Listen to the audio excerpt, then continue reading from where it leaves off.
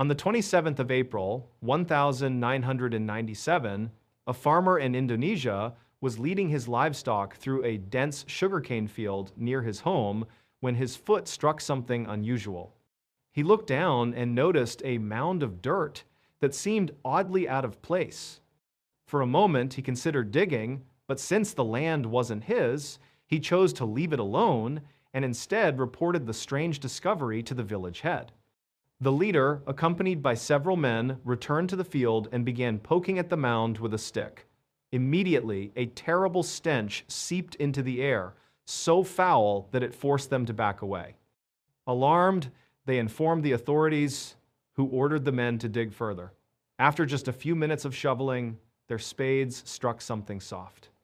With a mix of fear and dread, they brushed away the dirt until a young woman's face appeared, her body buried upright, her head protruding from the soil. Police soon identified the victim as 21-year-old DWI, who had last been seen 3 days earlier when she left home to run a simple errand. That same day, a 15-year-old rickshaw driver came forward with crucial information. He told investigators that on the 24th of April, the night DWI disappeared, she had hired him for a ride. Instead of giving him a clear destination, she only instructed him to travel in a certain direction, saying she would guide him further along the way. When he pressed her, she reluctantly admitted she was going to see a local shaman. The police traced this man, a 45-year-old named Ahmad Siraji. At first, he denied any involvement, claiming he had not seen DWI at all. But when police searched his home and found her belongings inside, his facade crumbled. Without hesitation and almost disturbingly calm, he confessed. He admitted not only to killing DWI, but to murdering dozens of women the same way and burying them in the sugarcane fields. Authorities returned to the fields and began excavating.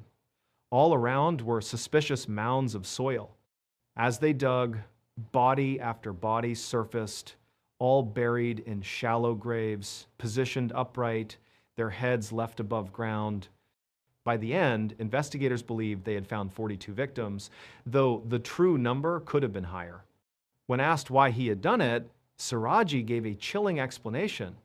He claimed that in 1986, he experienced a vivid dream in which his deceased father appeared to him and instructed him to drink the saliva of 70 women. If he succeeded, he would become immortal. Siraji didn't dismiss this as just a bizarre dream. He took it as a sacred command. But he had no idea how to collect saliva willingly from 70 people. After brooding on it, he decided the most efficient way was to kill them and extract it by force. To lure victims, he carefully built a reputation as a mystical healer. He spread word that he possessed supernatural powers and could grant women everlasting beauty and prosperity. The rumor spread quickly, drawing women not only from his village, but from surrounding areas. When they arrived at his home, he demanded a steep fee, roughly $300, then insisted on performing a secret ritual at night. Leading them through a cemetery and into the sugarcane fields, he handed each victim a shovel and told her to dig a hole as part of the ceremony. Once the pit was waist deep, he instructed her to climb in, stand with her arms at her sides, and remain still. If she hesitated, he soothed her fears, assuring her that many had done it before, that it was safe, and that this was the only way the magic would work. When the woman complied, he filled the hole back in, trapping her in place. Then he strangled her with a cable until she stopped breathing. After she was dead, he pulled her from the hole, took her saliva, then dug the hole deeper and reburied her, always leaving her head exposed and always facing his house. He explained that he believed having these women's faces turned toward him gave him even greater power. In Dwight's case, she had grown nervous after paying the fee and initially wanted to back out. To calm her, Siraji enlisted his wife. She had no idea her husband was a serial killer, so when he told her to reassure DWI, she went along, promising the girl it was safe. She even offered to accompany them. Comforted, DWI reluctantly agreed to continue. Hours later, only Siraji and his wife returned. In 2008, Ahmad Siraji was executed by firing squad for his crimes. His wife, convicted of helping lure victims into the deadly rituals, was sentenced to life in prison.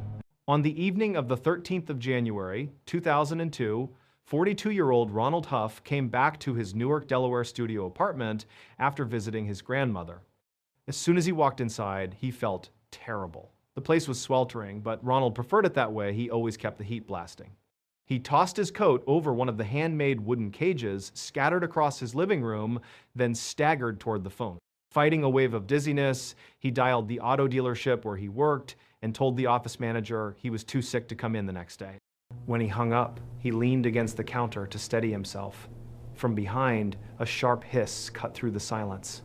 Without hesitation, Ronald moved to the fridge. Out of habit, he grabbed the handle with his right hand, instantly wincing in pain. That hand was bandaged from an earlier injury.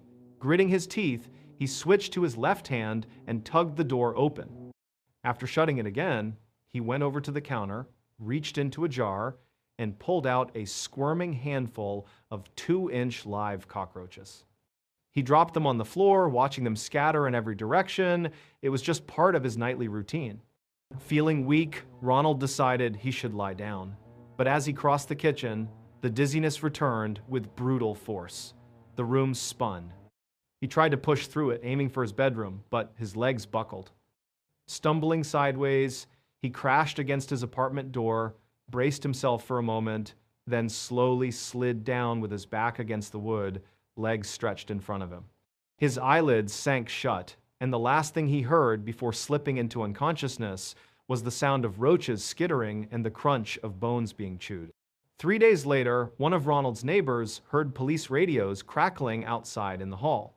Curious, he opened his door and saw 2 officers with the building superintendent standing outside Ronald's apartment. The neighbor liked Ronald. He was a quiet, polite guy, so it didn't make sense why cops would be there. Then again, he realized he hadn't seen Ronald for several days. The officers knocked repeatedly. No response. After a few minutes, they had the superintendent use his master key. But even then, when they tried to push the door open, it barely budged. Something heavy was blocking it. Both men leaned their weight against the door until it finally cracked open just enough to peek inside. What they saw made both officers recoil, hands instinctively moving to their guns. One frantically radioed for backup. Then, without a word, the 2 officers and the superintendent hurried down the hall, leaving the door slightly ajar. The neighbor, frozen in shock, could see into Ronald's apartment from his own doorway. What he saw inside made his blood run cold. His body locked up for a second, then he slammed his own door shut in horror. Hours later, he still couldn't shake the image. To get it out of his head, he grabbed a piece of paper and started sketching what he had seen. The truth was, Ronald had a secret, and that secret killed him. The neighbor's sketch showed Ronald's lifeless body lying on the floor, his face, ears, hands, and even his organs partially eaten. Surrounding him were enormous reptiles, monitor lizards that Ronald had secretly been raising inside his apartment, 7 of them. He fed them raw chicken and live roaches and let them freely roam his home. They ranged from 2 feet to 6 feet long, massive carnivorous predators with mouths full of dangerous bacteria. A week before Ronald's death, one of the lizards bit his right hand, leaving him with a severe staph infection. That infection almost certainly caused him to collapse the night he called in sick. When he lost consciousness, the lizards did what came naturally. They attacked. Authorities believe Ronald died from the infection itself, but they couldn't rule out that he might have still been alive when the lizards began feeding. After his death, the animals were removed and transferred to a wildlife preserve in Maryland. But the horrifying way Ronald died, consumed by his own pets, became one of the most chilling and bizarre cases in Delaware's history. In April of 2020, a 17-year-old named Sam, an avid outdoorsman, decided to head out on a one-night backpacking trip in Arizona's Superstition Mountains. The origin of that name has several theories, but the most widely accepted is that people began avoiding the area due to the many unexplained deaths that had occurred there. Because so many feared mysterious death, the range was branded the Superstition Mountains. Sam, however, was not superstitious. He knew the terrain well and often hiked there, especially an 8-mile loop trail that cut through a canyon. His plan was straightforward: hike 4 miles in, camp overnight, and then hike 4 miles back the next day. Originally, he was supposed to have a friend with him, but at the last minute, his companion canceled. Sam hesitated, wondering if he should still go, but ultimately chose to do it solo since he was so familiar with the route. He had intended to start early to maximize daylight, but between delays, traffic, and rough road conditions, he didn't reach the trailhead until 5:45 p.m. That was far later than he wanted. He knew immediately this was a bad call, he'd be losing light fast, and there was almost no chance of making it to his planned 4-mile campsite before dark. Still, confident in his stamina, he figured he could at least push 2 or 3 miles in, where he knew there were decent clearings to camp. He decided to chance it. But progress was slower than expected. The sun dipped below the horizon, leaving him in total darkness. His flashlight beam stretched barely 10 feet ahead, and at one point he nearly slipped off a rocky ledge, a fall that could have seriously injured him. That's when reality hit. He was 15 miles from the nearest help, in an area with poor cell reception, on treacherous roads, and no one knew his exact location. He realized continuing was reckless.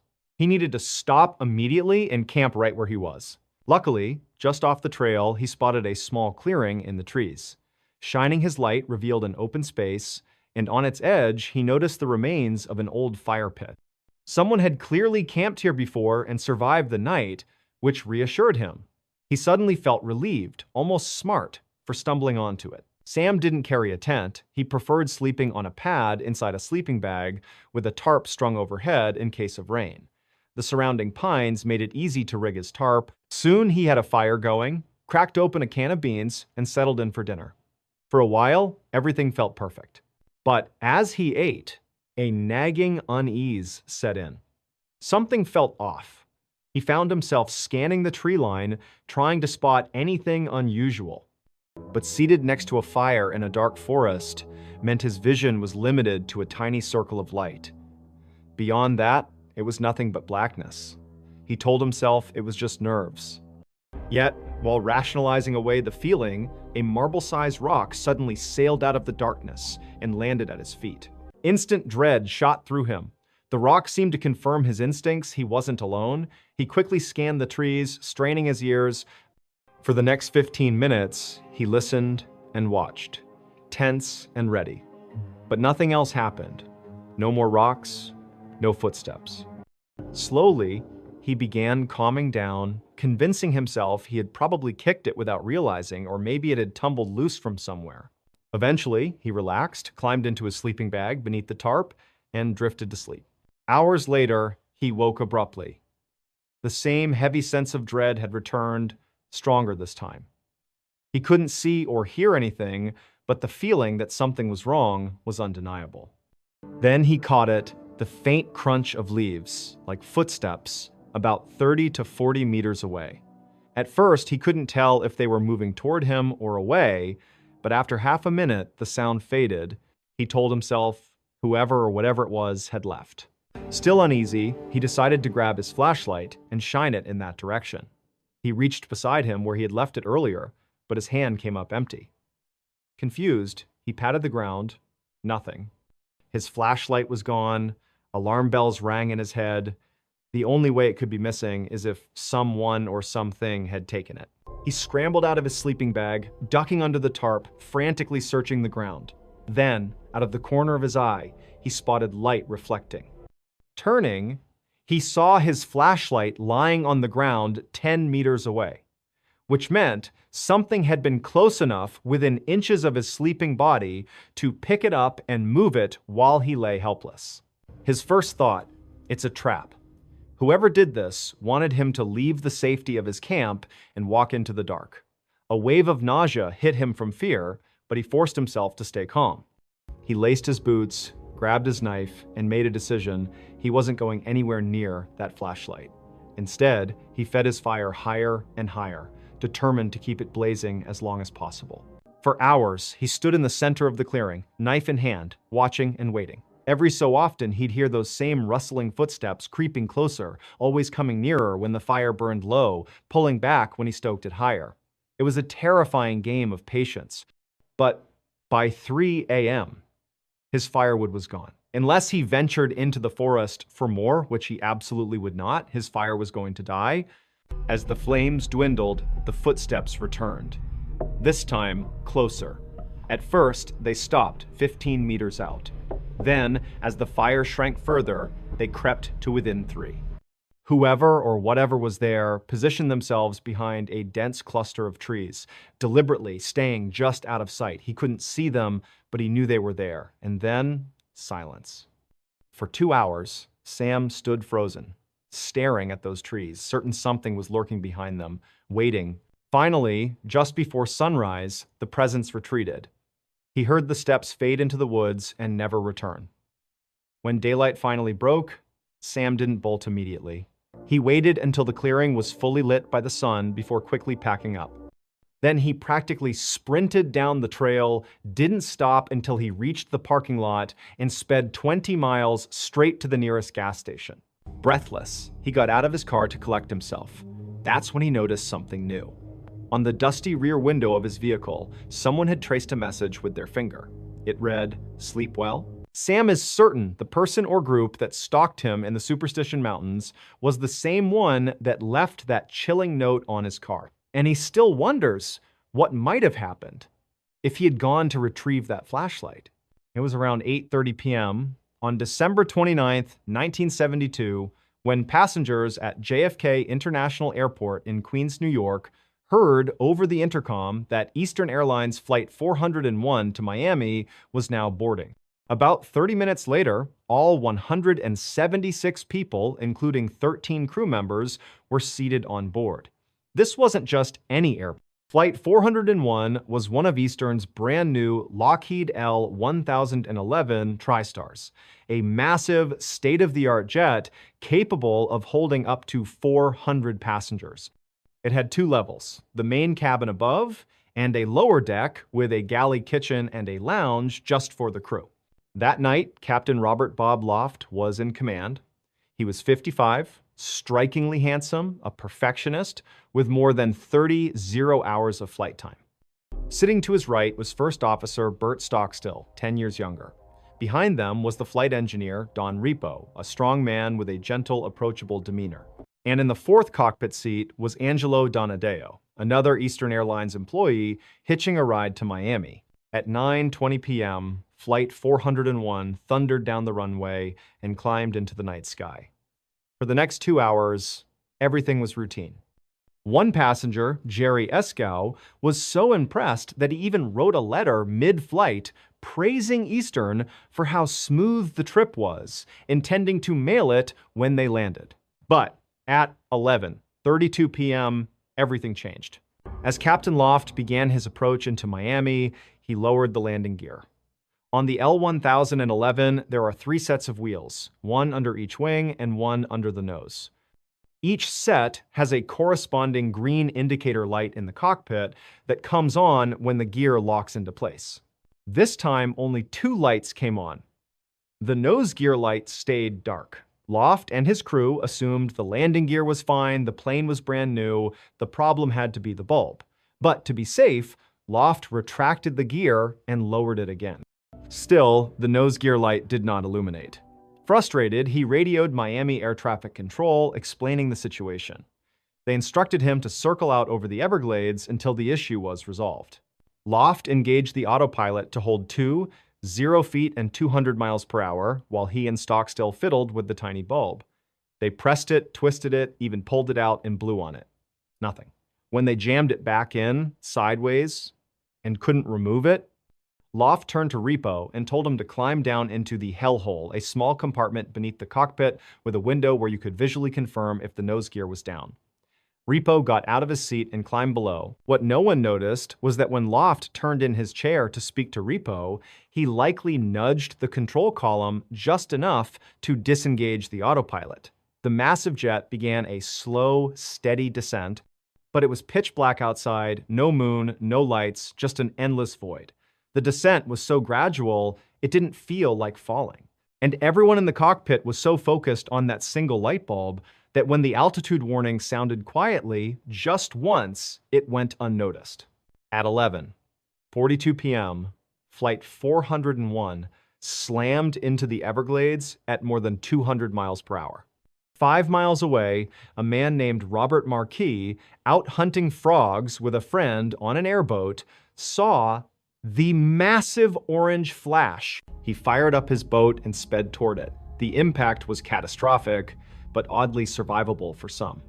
Because the descent was shallow and the Everglades were soft, muddy terrain, the crash wasn't as instantly fatal as it might have been. Of the 176 on board, 77 survived.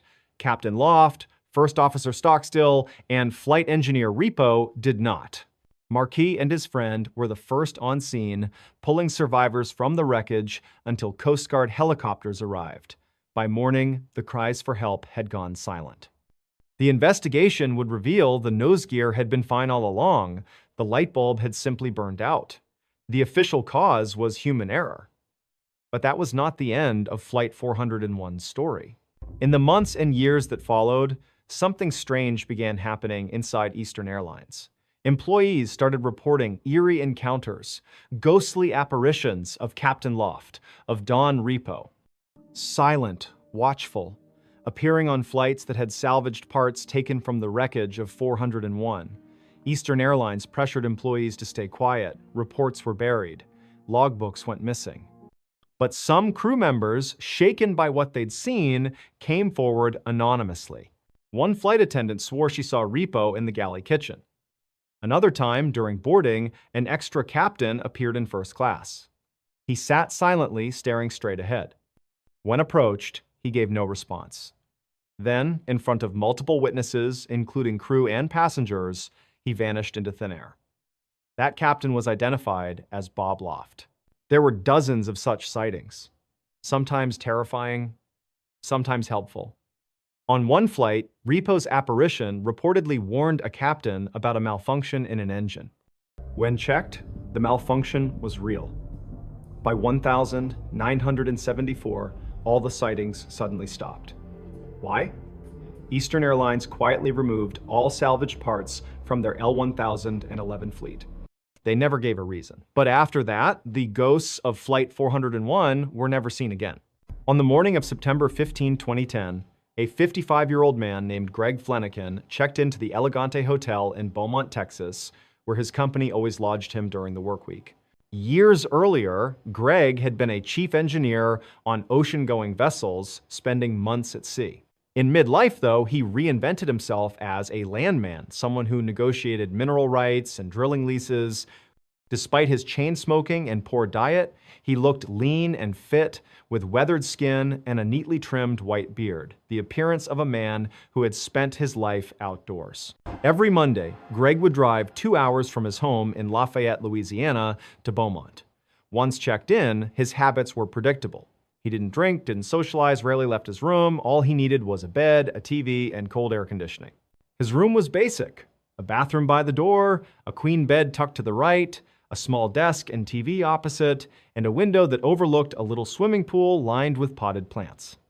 He set his suitcase at the foot of the bed, hung a few shirts in the closet, hooked his toiletry bag on the towel rack, and changed into pajama pants. Greg's evening ritual was simple. He'd crank the air conditioner as low as it would go, prop 2 pillows behind his head, and set up a towel on the bedspread with everything he needed within reach: an ashtray, his cigarettes and lighter, a candy bar, his phone, and the TV remote. That night, he flipped channels until he landed on Iron Man 2. Good enough, he thought, as he unwrapped the candy bar, ate a piece, and lit a cigarette. The next morning, his wife Susie didn't get his usual call.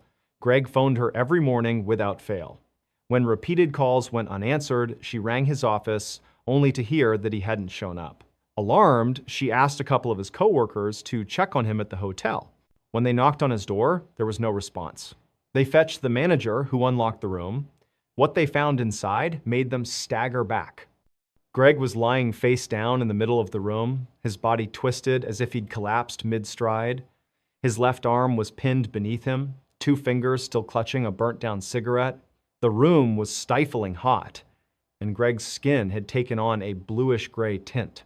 Detective Scott Apple was called to the scene. Short, silver-haired, muscular, he looked every bit the career cop. As he surveyed the room, nothing suggested foul play. No signs of forced entry, no struggle, no theft. Greg's wallet was still stuffed with cash. The only marks on him were a scrape on his cheek from the fall and a small abrasion in his groin. To Apple, it looked like a natural death. When Susie was notified, she told Apple her husband had been a lifelong smoker, ate terribly, and never saw a doctor. She had always worried he'd keel over from a heart attack. Apple nodded, convinced it was the most likely explanation. Greg's body was sent to Dr. Tommy Brown, the local medical examiner. At first glance, the theory fit a middle-aged man with bad habits, no obvious wounds, found collapsed in a hotel room. But once Dr. Brown opened him up, the case took a bizarre turn. Inside Greg's torso was devastation. Broken ribs, torn organs, his heart punctured, his abdominal cavity filled with blood. It was the kind of trauma seen in car crash victims or people crushed by massive weight.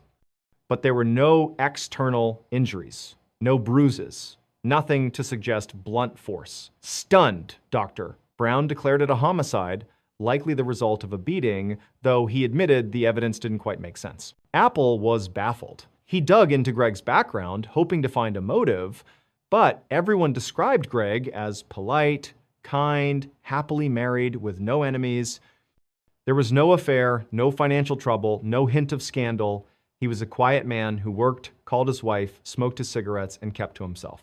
With nowhere to go, Apple scrutinized hotel records. One oddity emerged. The night Greg died, he had tripped a breaker while making popcorn in the microwave. That power outage knocked electricity out, not just in his room, but in the two rooms beside it and the one directly below.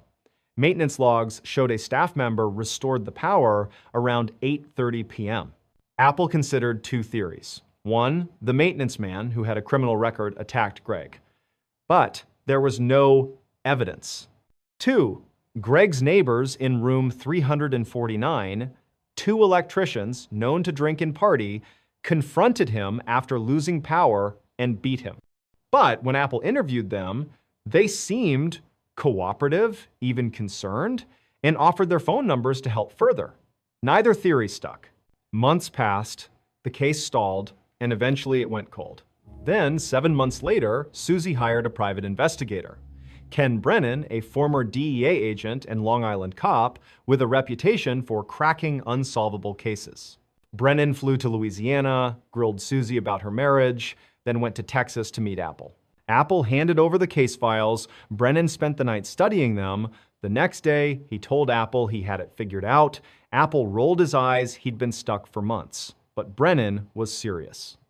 He asked Susie one question over the phone. Did Greg ever smoke with his left hand? She answered no, only his right. That was all Brennan needed. Here was his theory. Greg had been watching TV, smoking with his right hand, when something catastrophic happened. He jumped off the bed, switched the cigarette to his left hand so he could grab the doorknob with his right, and collapsed before reaching it. But what caused him to leap up? Brennan believed Greg had been shot. Apple was skeptical. There was no bullet wound. But Brennan brought him back to the hotel room, pointing to a patched spot on the wall.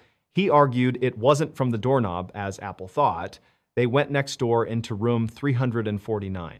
Brennan ran his hands along the wall until his finger pushed into a tiny plug of toothpaste stuffed into a hole. Crime scene investigators later confirmed it, a bullet hole lined up perfectly with where Greg had been sitting in bed. Looking back at autopsy photos, that abrasion in his groin was a small entry wound.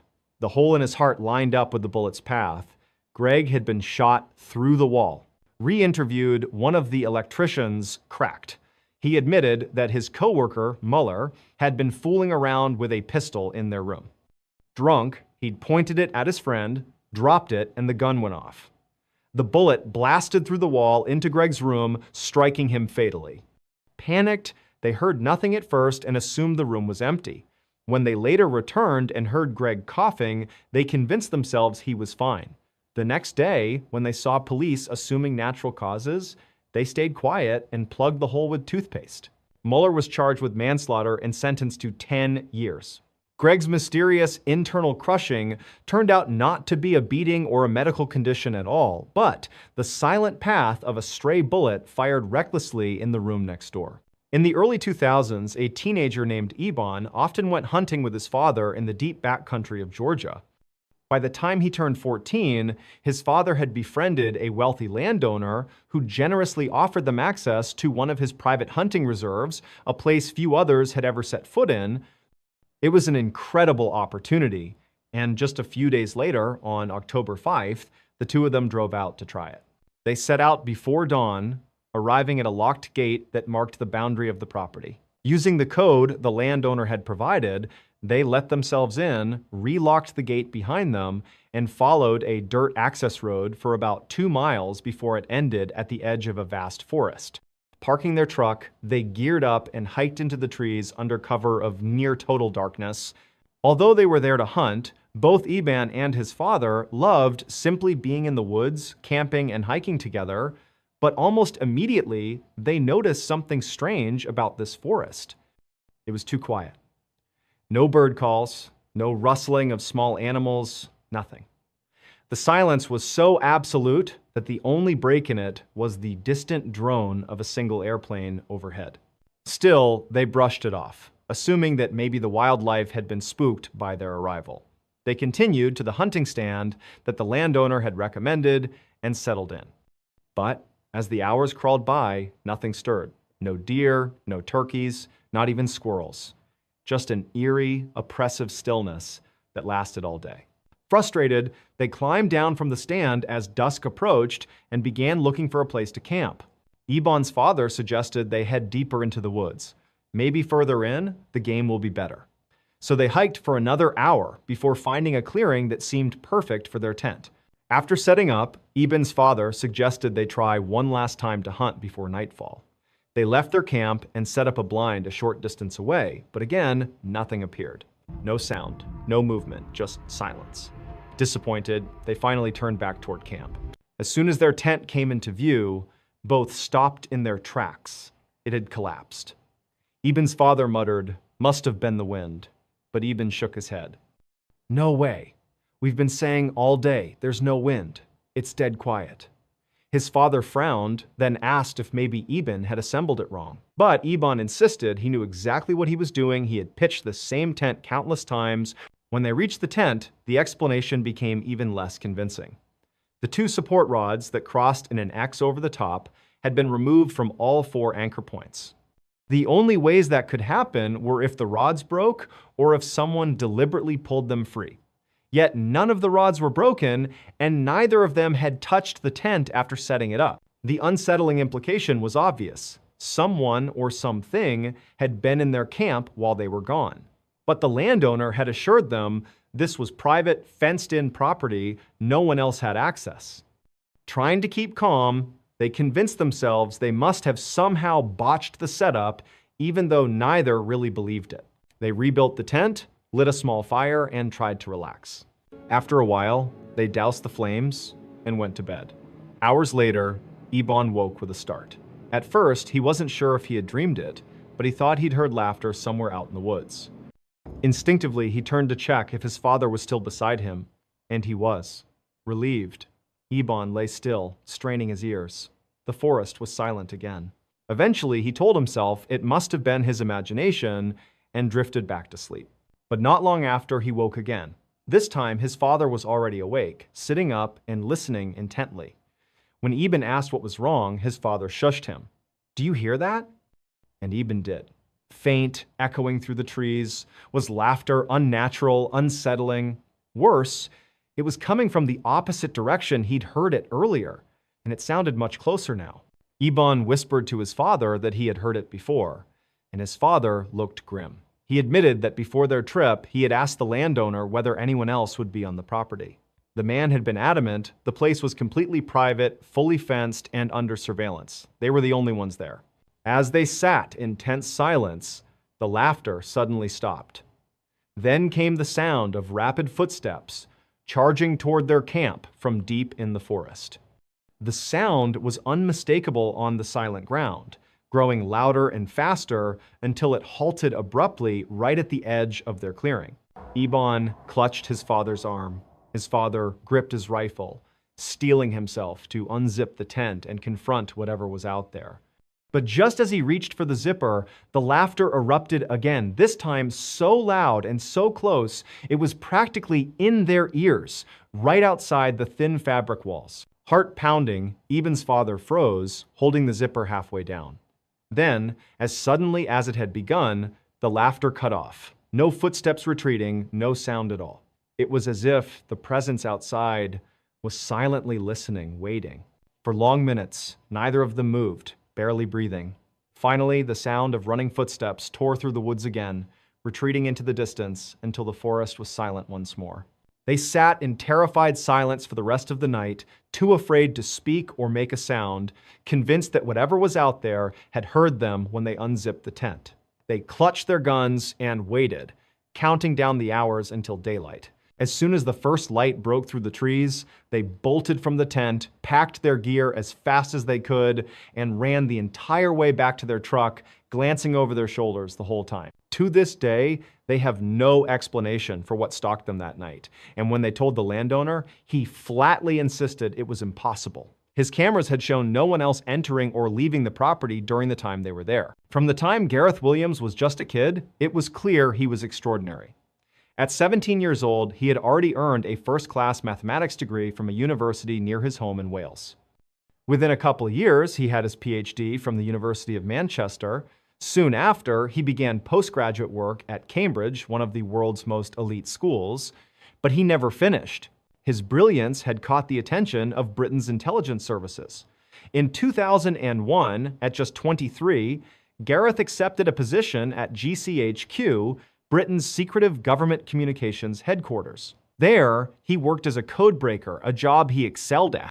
Despite being intensely private and almost painfully shy, Gareth's contributions were so important that his team won Britain's highest honors for international codebreaking. In 2009, another agency came calling, MI6, the Secret Intelligence Service. They offered Gareth something few codebreakers ever get the chance to go operational. This was the kind of work you'd expect from a Hollywood spy. Field assignments, intelligence gathering, real cloak and dagger work. To many, it was a dream job. Gareth took it, but within months, he regretted it. MI6 was nothing like GCHQ. The culture was competitive, flashy, and social expensive cars, hard partying, long hours. Gareth wanted no part of it. He simply wanted to do the work and be left alone. At GCHQ, that was fine. At MI6, it made him an outsider. After less than a year, Gareth was planning to leave. In August of 2010, Gareth went on vacation. When the time came to return, he didn't show up at his London office. Oddly, no one from MI6 bothered to check in on him. Days passed without contact. It wasn't until Gareth's sister called the police, worried she hadn't heard from him, that anyone went to his flat. On August 23rd, a uniformed officer arrived at his Pimlico apartment for a welfare check. After knocking and getting no answer, the landlord provided a key. Inside, the officer called Gareth's name. No response. The first floor was empty, so he climbed the stairs. At the top was a closed door. When he pushed it open, what he saw would dominate international headlines for weeks. The bathroom was ordinary, except for the red duffel bag sitting in the bathtub. Inside that bag was the decomposing body of Gareth Williams. The bag had been padlocked shut from the outside. The key was found inside the bag, underneath Gareth's body. There were no fingerprints anywhere, not on the tub, not on the zippers, not on the padlock, not even on the keys. Gareth's iPhone was found nearby. It had been factory reset on August 15th, the same day Gareth was last seen alive on CCTV footage. Investigators concluded he had likely died that very day. The coroner's report was baffling. Gareth's body bore no signs of trauma, no defensive wounds, and toxicology tests showed no alcohol or drug. The heat inside the apartment, the thermostat, had been cranked up despite it being August, sped up decomposition, making cause of death impossible to determine. So what happened? Theories exploded.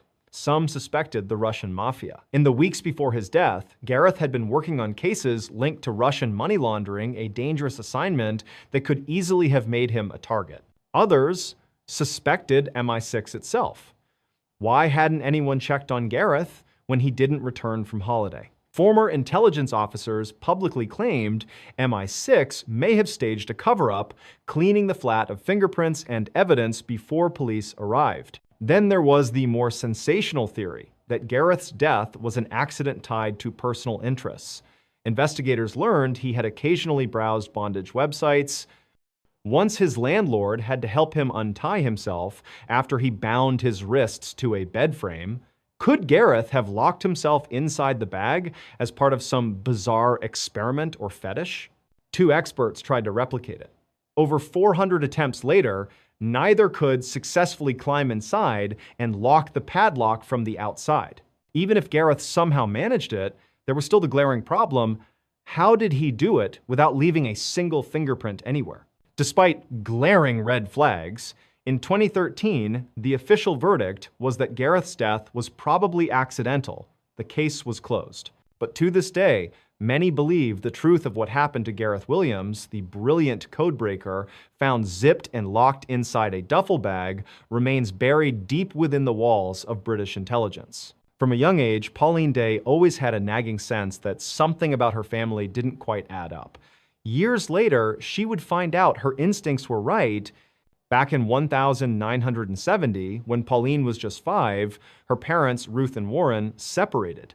To Pauline, it wasn't exactly shocking. Her father drank heavily and was violent, so the split almost felt inevitable. Afterward, Pauline, her mother, and her brother moved across Vancouver into a new house. That's when Pauline began noticing her mother seemed perpetually anxious, though she never explained why. By the time Pauline turned 9, her mother suddenly announced they were going on vacation to Winnipeg, nearly 1,000 miles away. But when they arrived, Ruth told her children the truth. They weren't going back. Vancouver and their father were gone for good. Pauline and her brother were devastated, but Ruth insisted it was necessary. Over the next few years in Winnipeg, Pauline built a small circle of friends. Just as life was beginning to feel normal, Ruth uprooted the family again. This time, she said they were moving clear across the country to New Brunswick, and they were forbidden from telling anyone. Pauline slipped once, mentioning it to her best friend Wendy, and when Ruth picked her up, the two girls had to pretend everything was fine. It was the last goodbye they'd ever share. In New Brunswick, the family finally seemed to settle down. They stayed for years, but Ruth's nerves never eased. Pauline grew up, moved a couple of hours away, and by her early 20s was working as a reporter.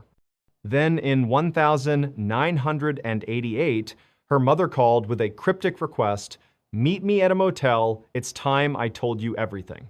Pauline was eager. This was the conversation she'd been waiting for her whole life. But when she arrived, Ruth was pacing outside, jittery.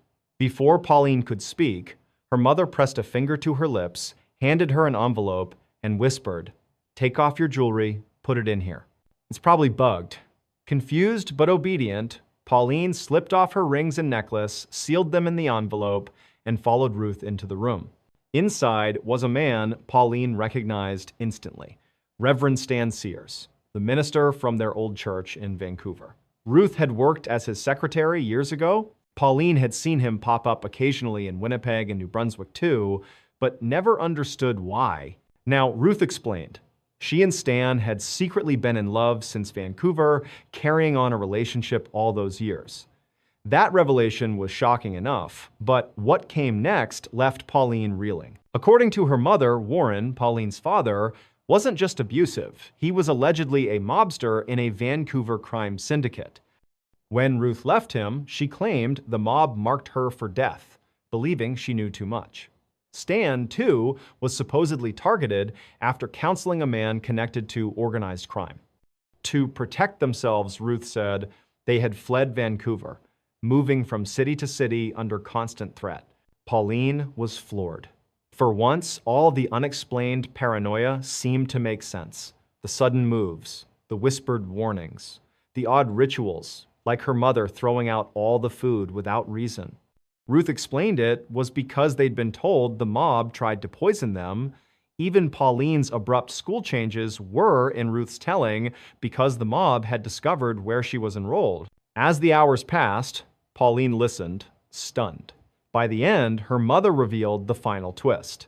After years in hiding, she and Stan had contacted authorities and entered a special witness protection program, which they called the Weird World. Agents, she said, were monitoring them constantly. Ruth handed Pauline a radio that supposedly connected directly to those agents and told her it should only be used in emergencies. To drive the point home, Stan rushed out to her car before she left, pressing a GPS transponder into her hand. "Hide this under your car," he said. "It'll let the agents track you." Pauline left the motel overwhelmed. But for a while, she went along. She ended her relationship, quit her job, and moved apartments. The paranoia had sunk in.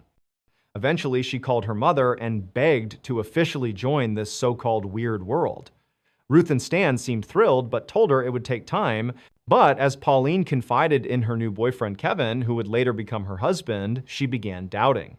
Was this story even true? Could her father really have been a mobster? Were they actually in hiding all those years? To test it, Pauline staged a trap.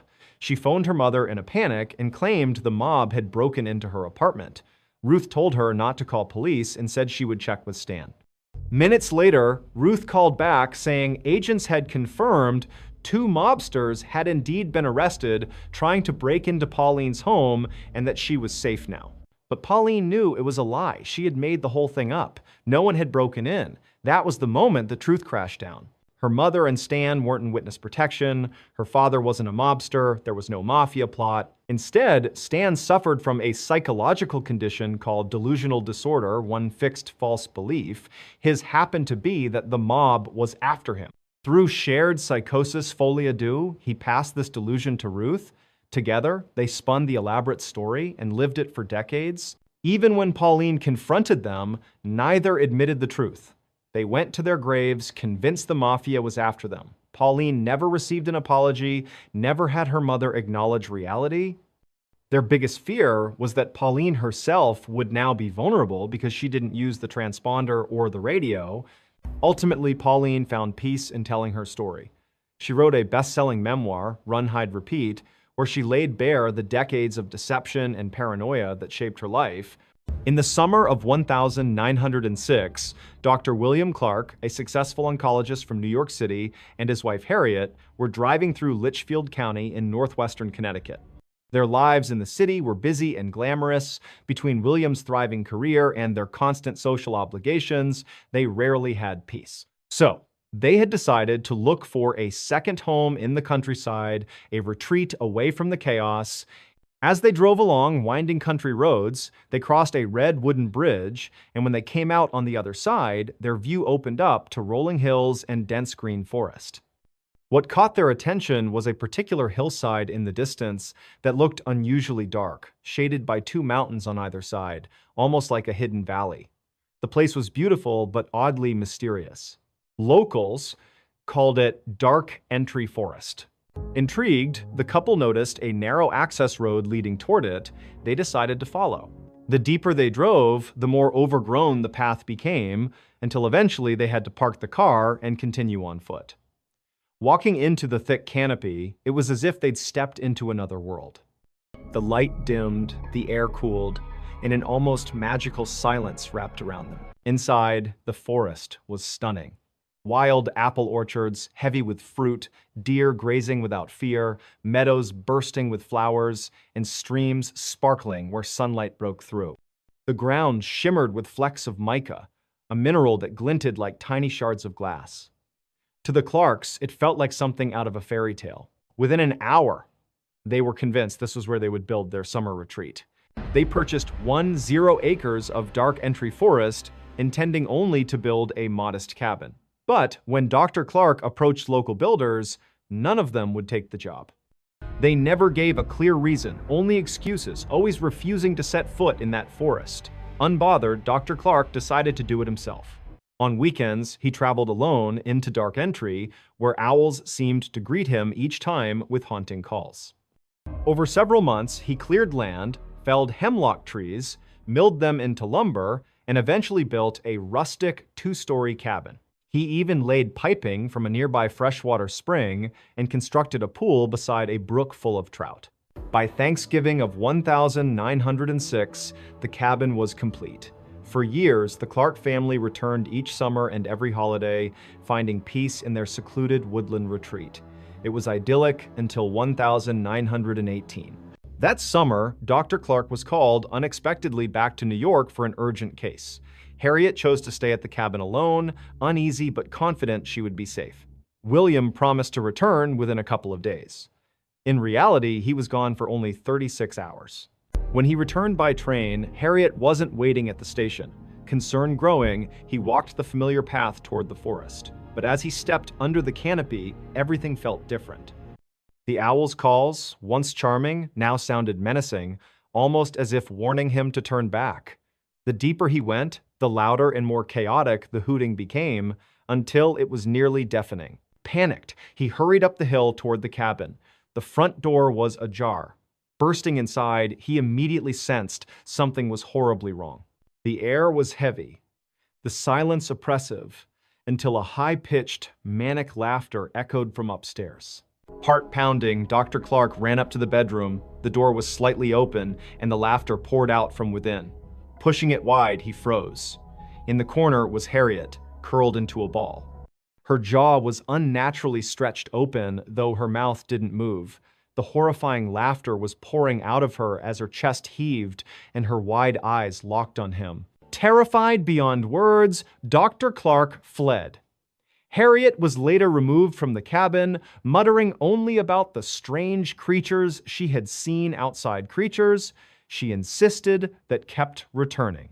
It was the same claim that many of Dudleytown's former residents had made before the village collapsed into ruin. Because here's what the Clarks never knew.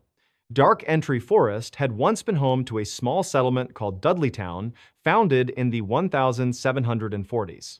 At first, it thrived. But by the late 1700s, tragedy struck family after family. Disease, sudden deaths, bizarre accidents, madness, and strange sightings of shadowy figures in the trees plagued the town. By 1900, every resident was gone, dead, vanished, or driven insane.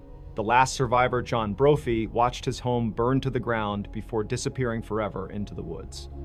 From that day forward, Dudleytown was abandoned, its foundations left to crumble beneath the forest. Locals whispered it was cursed. What exactly happened to Harriet after that night is unclear. Some accounts say she spent the rest of her life in an asylum.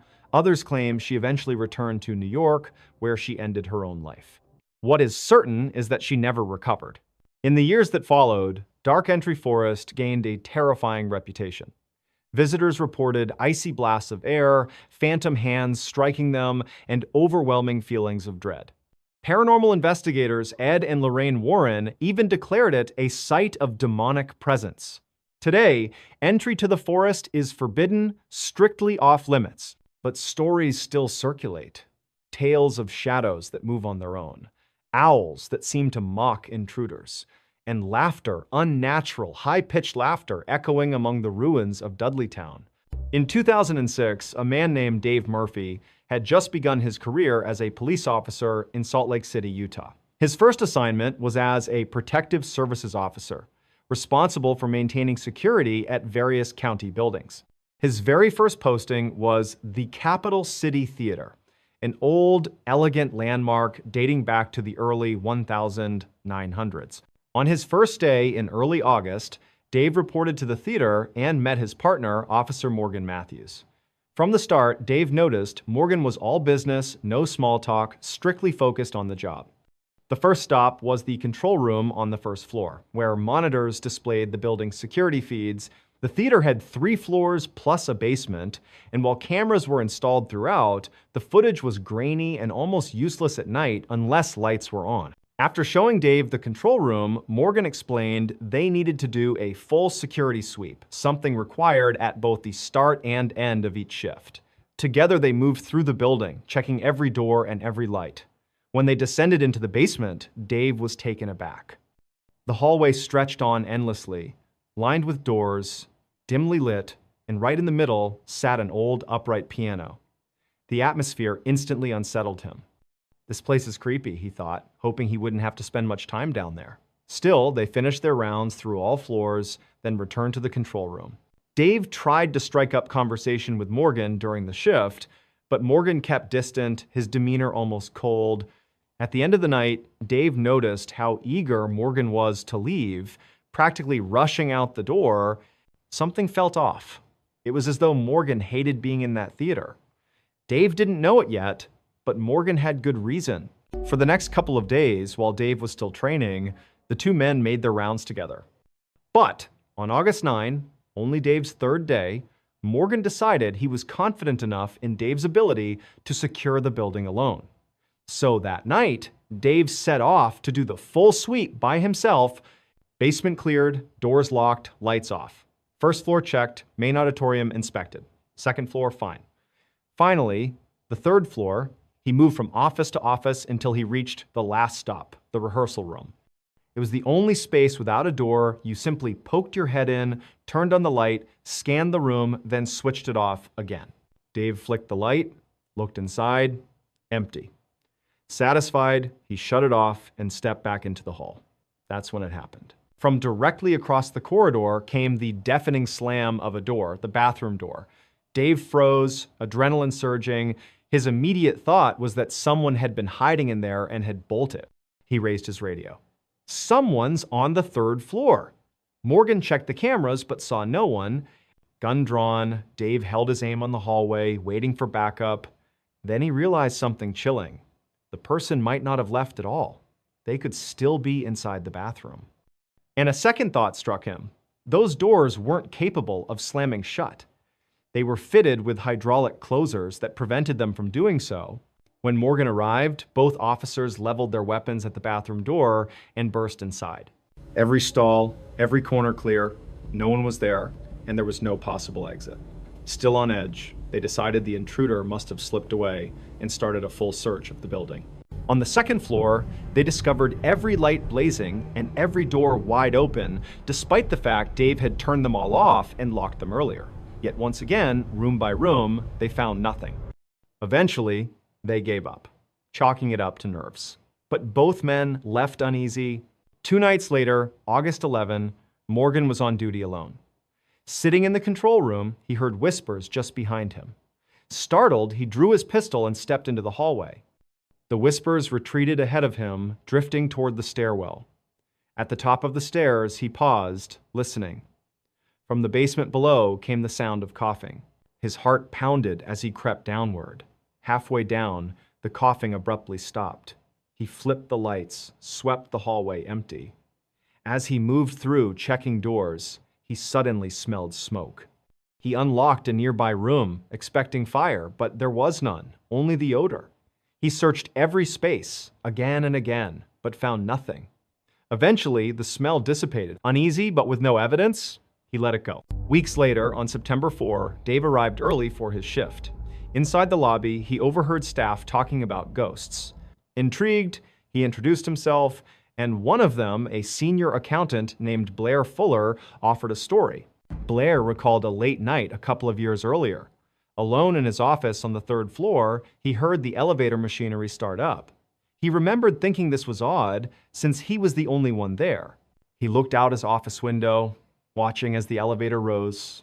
Basement, 1st, 2nd, 3rd. The doors opened, empty. Moments later, the alarm sounded as if something blocked the doors, but nothing was in the way. Curious, Blair stepped into the elevator. The air was suddenly frigid. He turned to look back toward his office just as the doors closed on their own. Without him pressing anything, the basement button lit up.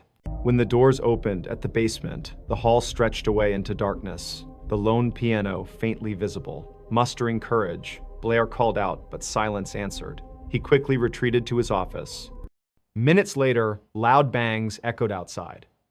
He opened his door and saw a massive filing cabinet in the foyer, its drawers slamming shut one by one as though invisible hands were closing them. Terrified, Blair left and never worked another night shift. When Dave told Morgan this story, Morgan finally opened up. He admitted he'd always felt watched inside the theater, long before Dave arrived. He confessed about hearing voices, coughing, and smelling phantom smoke. Both men agreed the place was unnatural.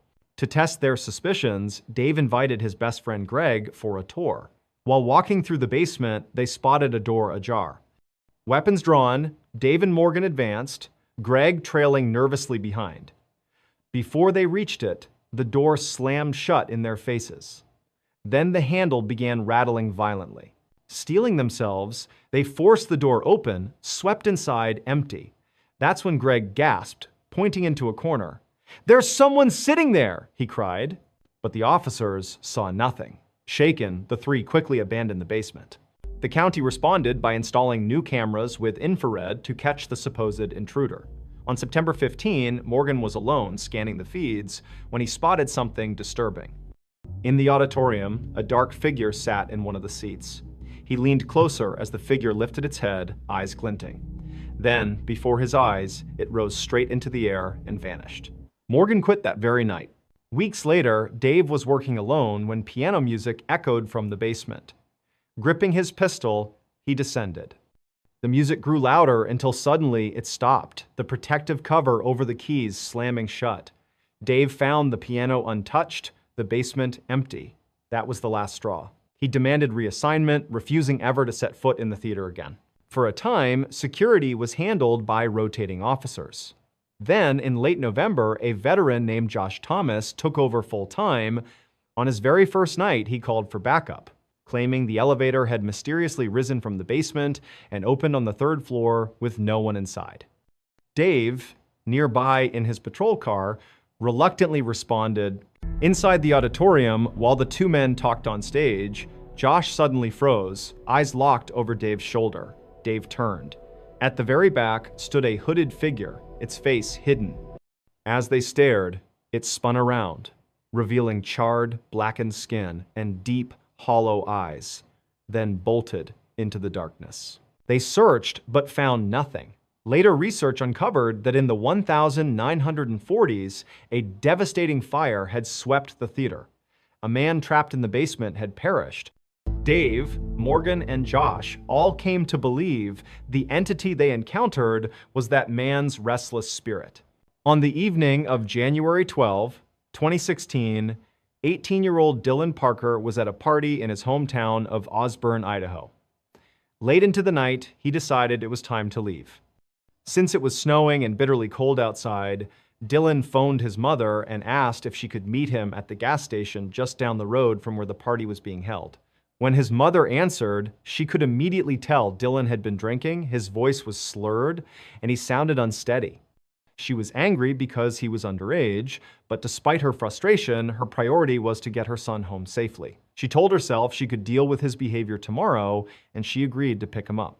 As she drove toward the gas station, her phone rang again. This time, Dylan's voice was frantic, panicked. He demanded to know where she was, sounding almost terrified. His mother tried to calm him down, explaining she was only a minute away and would be there shortly.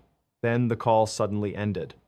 When she pulled into the gas station, Dylan was nowhere to be seen. She tried to call him back, but now his phone was switched off. She went inside the gas station, asking if anyone had seen her son. The employees said no. Back in her car, she drove around for half an hour, shouting Dylan's name, but there was no trace of him. His phone remained off, a sick feeling grew in her stomach, and eventually she contacted the police to report him missing. Investigators began by searching the party house where Dylan had last been seen. Friends confirmed that he seemed fine when he left, simply telling them his mom was picking him up. Authorities expanded their search across town, but they came up empty. For days, nothing turned up. Then, 10 days later, Dylan's body was discovered by accident. Two people had crashed their ATVs during a late-night ride. When they returned the next day to retrieve their vehicles, they stumbled upon Dylan's remains. His body was found outside of town, high on a forested hillside. To reach this location, Dylan would have had to walk in the opposite direction of the gas station. Toxicology reports showed he had consumed alcohol, but locals knew Dylan was familiar with the area. The gas station was in the well-lit center of town. It would have been obvious to him he was heading the wrong way, deeper into darkness. Yet somehow, he ended up on that isolated hill. The details surrounding the discovery were even stranger. On the night Dylan disappeared, there was plenty of snow on the ground.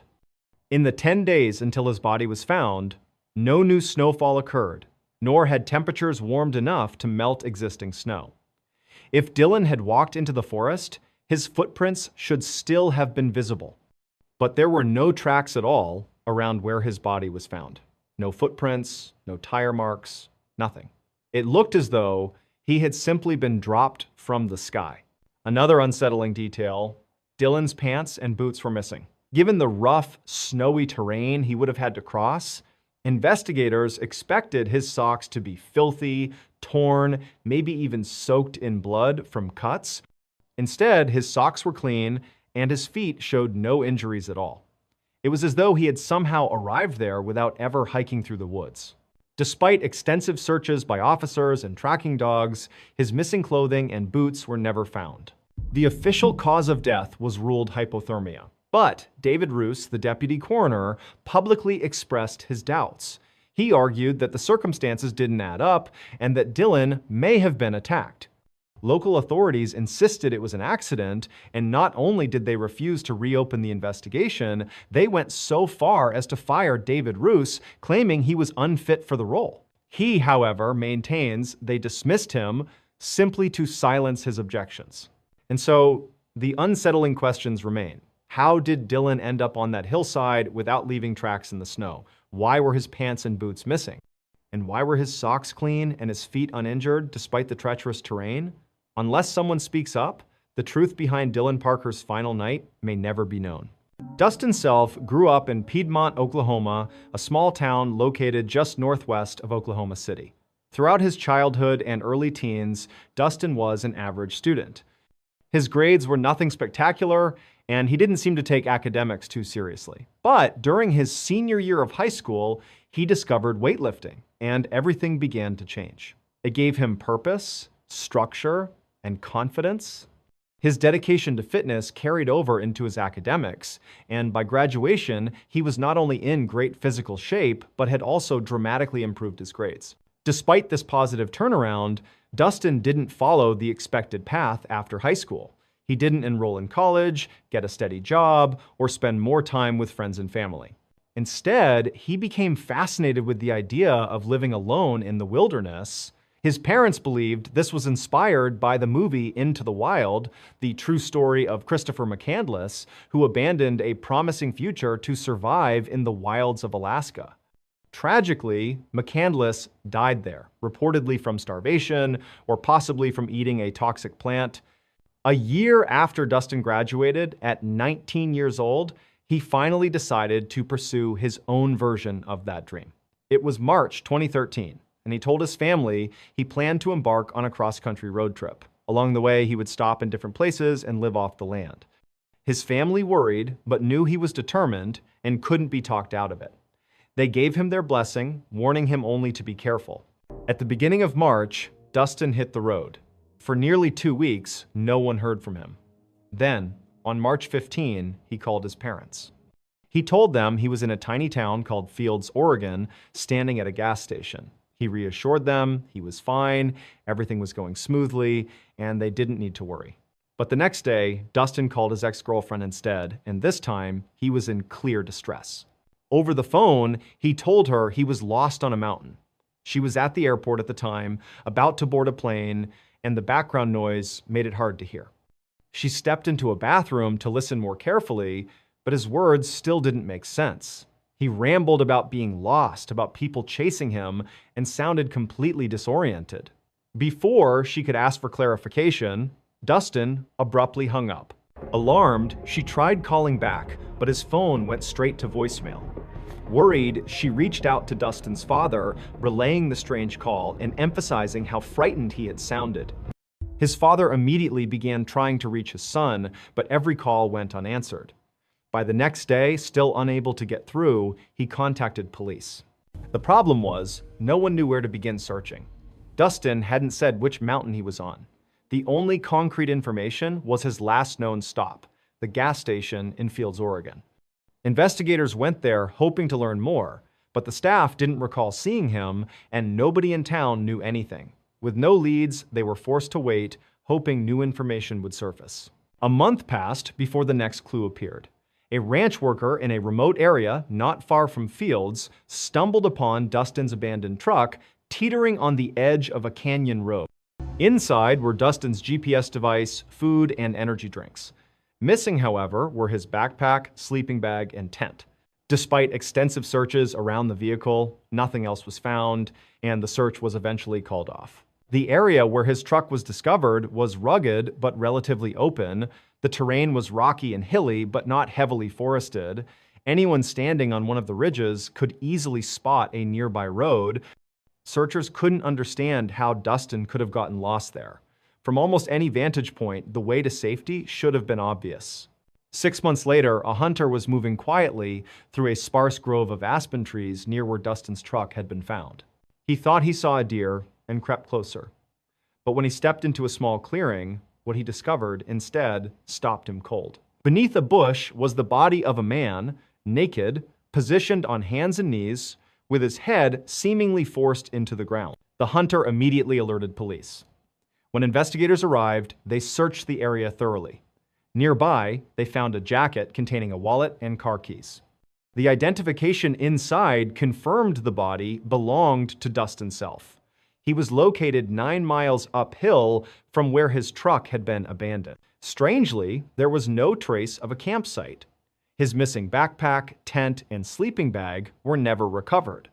Authorities concluded Dustin never set up camp at all. His family was heartbroken and bewildered. His father, in particular, couldn't understand why Dustin hadn't simply sought shelter in his truck. He was in excellent physical condition. 9 miles would have been tough, but doable. And from the mountaintops, he could have easily seen the roads. Yet, for reasons no one can explain, he left his vehicle and traveled into unforgiving terrain. Investigators ruled out foul play and said there was no evidence Dustin intended to harm himself. The official cause of death was believed to be hypothermia, but due to the decomposition of the body, it couldn't be confirmed. The disturbing circumstances, the nudity, the missing gear, the inexplicable decision-making remain unexplained. Like so many other missing 411 cases, Dustin's story leaves behind more questions than answers. Why abandon his truck with supplies inside? Why walk 9 miles into the hills, discarding clothes and equipment along the way? And why did he die in such a strange, almost staged position, head driven into the ground? To this day, no one knows. In 2010, Jan Maccabee was living in Lima, Ohio, with her husband, Bruce. Lima sat about 80 miles southwest of Lake Erie. Jan had built a thriving career as a booking agent for musicians, entertainers, and bands, but her true passion had always been deer hunting. When hunting season opened that September, she was eager to get out into the woods. On the morning of September 29, the weather was gray, damp, and chilly. But by the afternoon, when Jan was preparing to head out, the sun had broken through and the temperatures warmed. She told Bruce around 5 p.m. that she was leaving, and by 5:30, she had reached her tree stand. This wasn't some deep wilderness, just a patch of forest she knew well. There were houses nearby, farmland, and even a high school a mile north where her nephew attended, but from her tree stand, all she could see were trees. Jan's favorite hunting method was to climb 15 feet up into her stand with her bow and arrow and wait for deer to wander past. Once settled in, she began casually texting a friend on her BlackBerry, glancing up occasionally to scan for deer.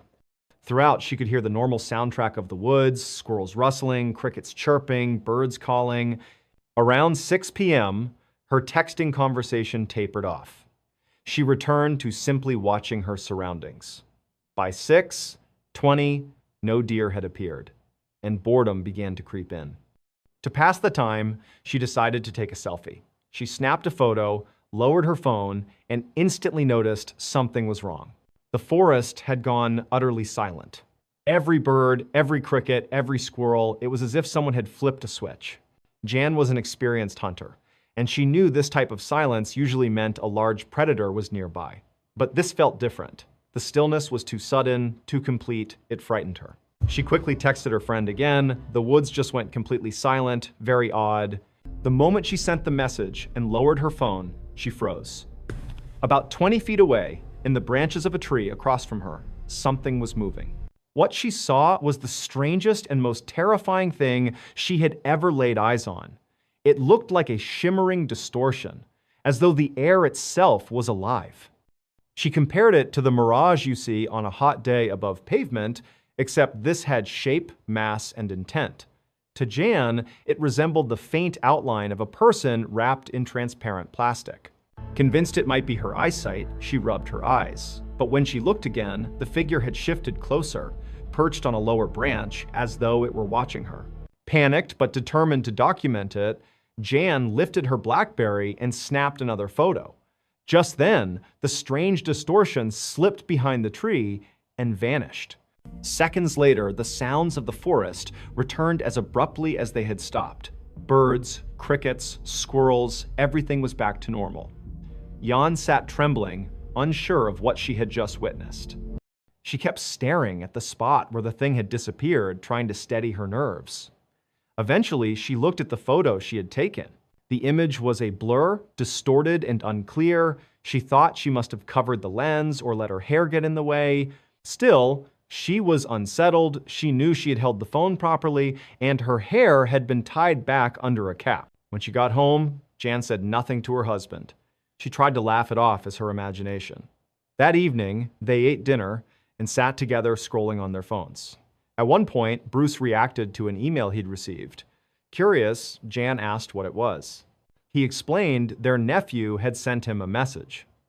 During band practice at the high school near the woods, he and his classmates had seen a glowing circular light hovering inside the forest. They watched it for several seconds before it retreated back into the trees. One student remarked the same thing had happened a year earlier, spooking the instructor enough to cancel rehearsal.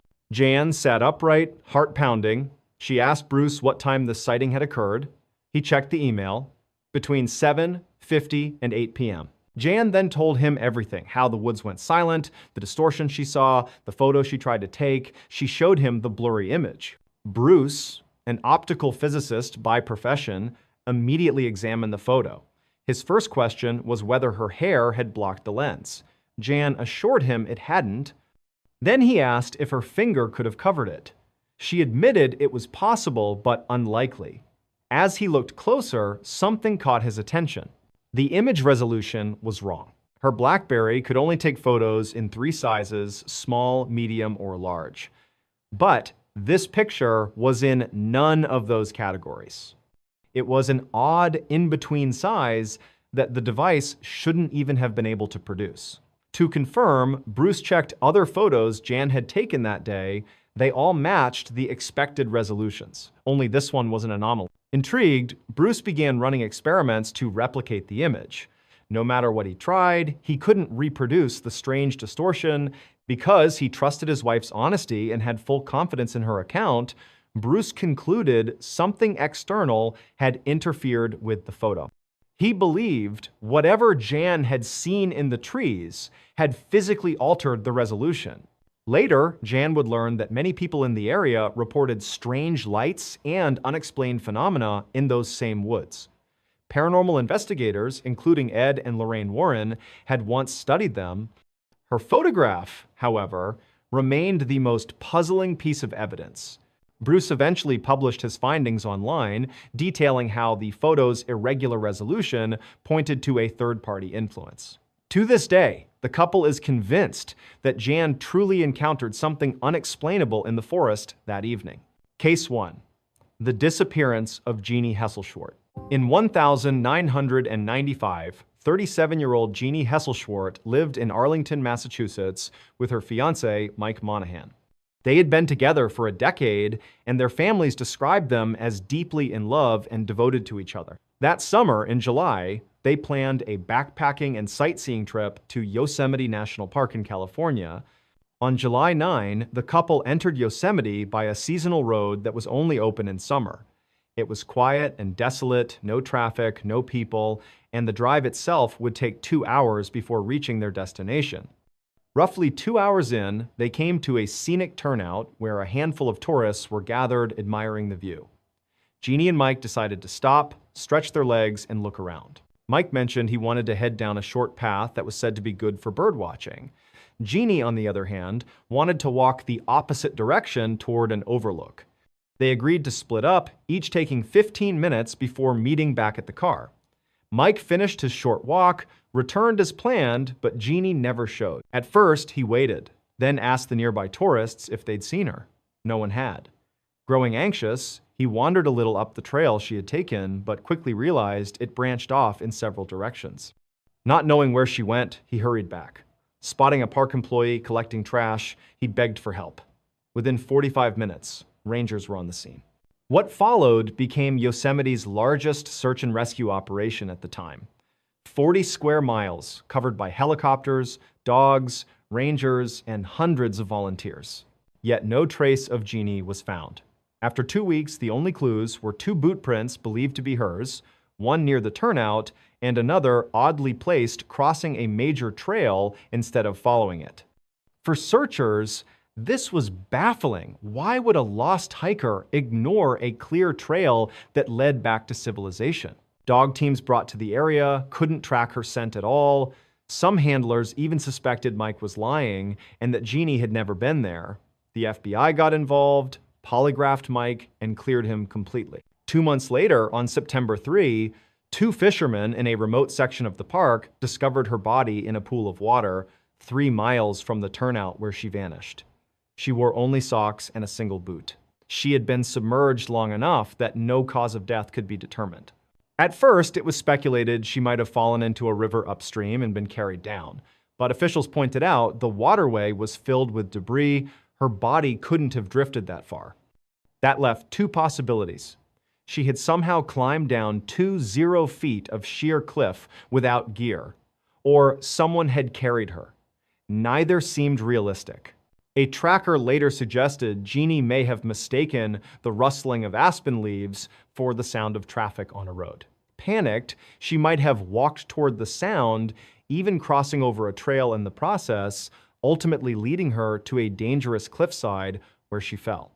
But officials doubted this too. Reaching the exact pool where she was found would have required not just falling, but practically leaping.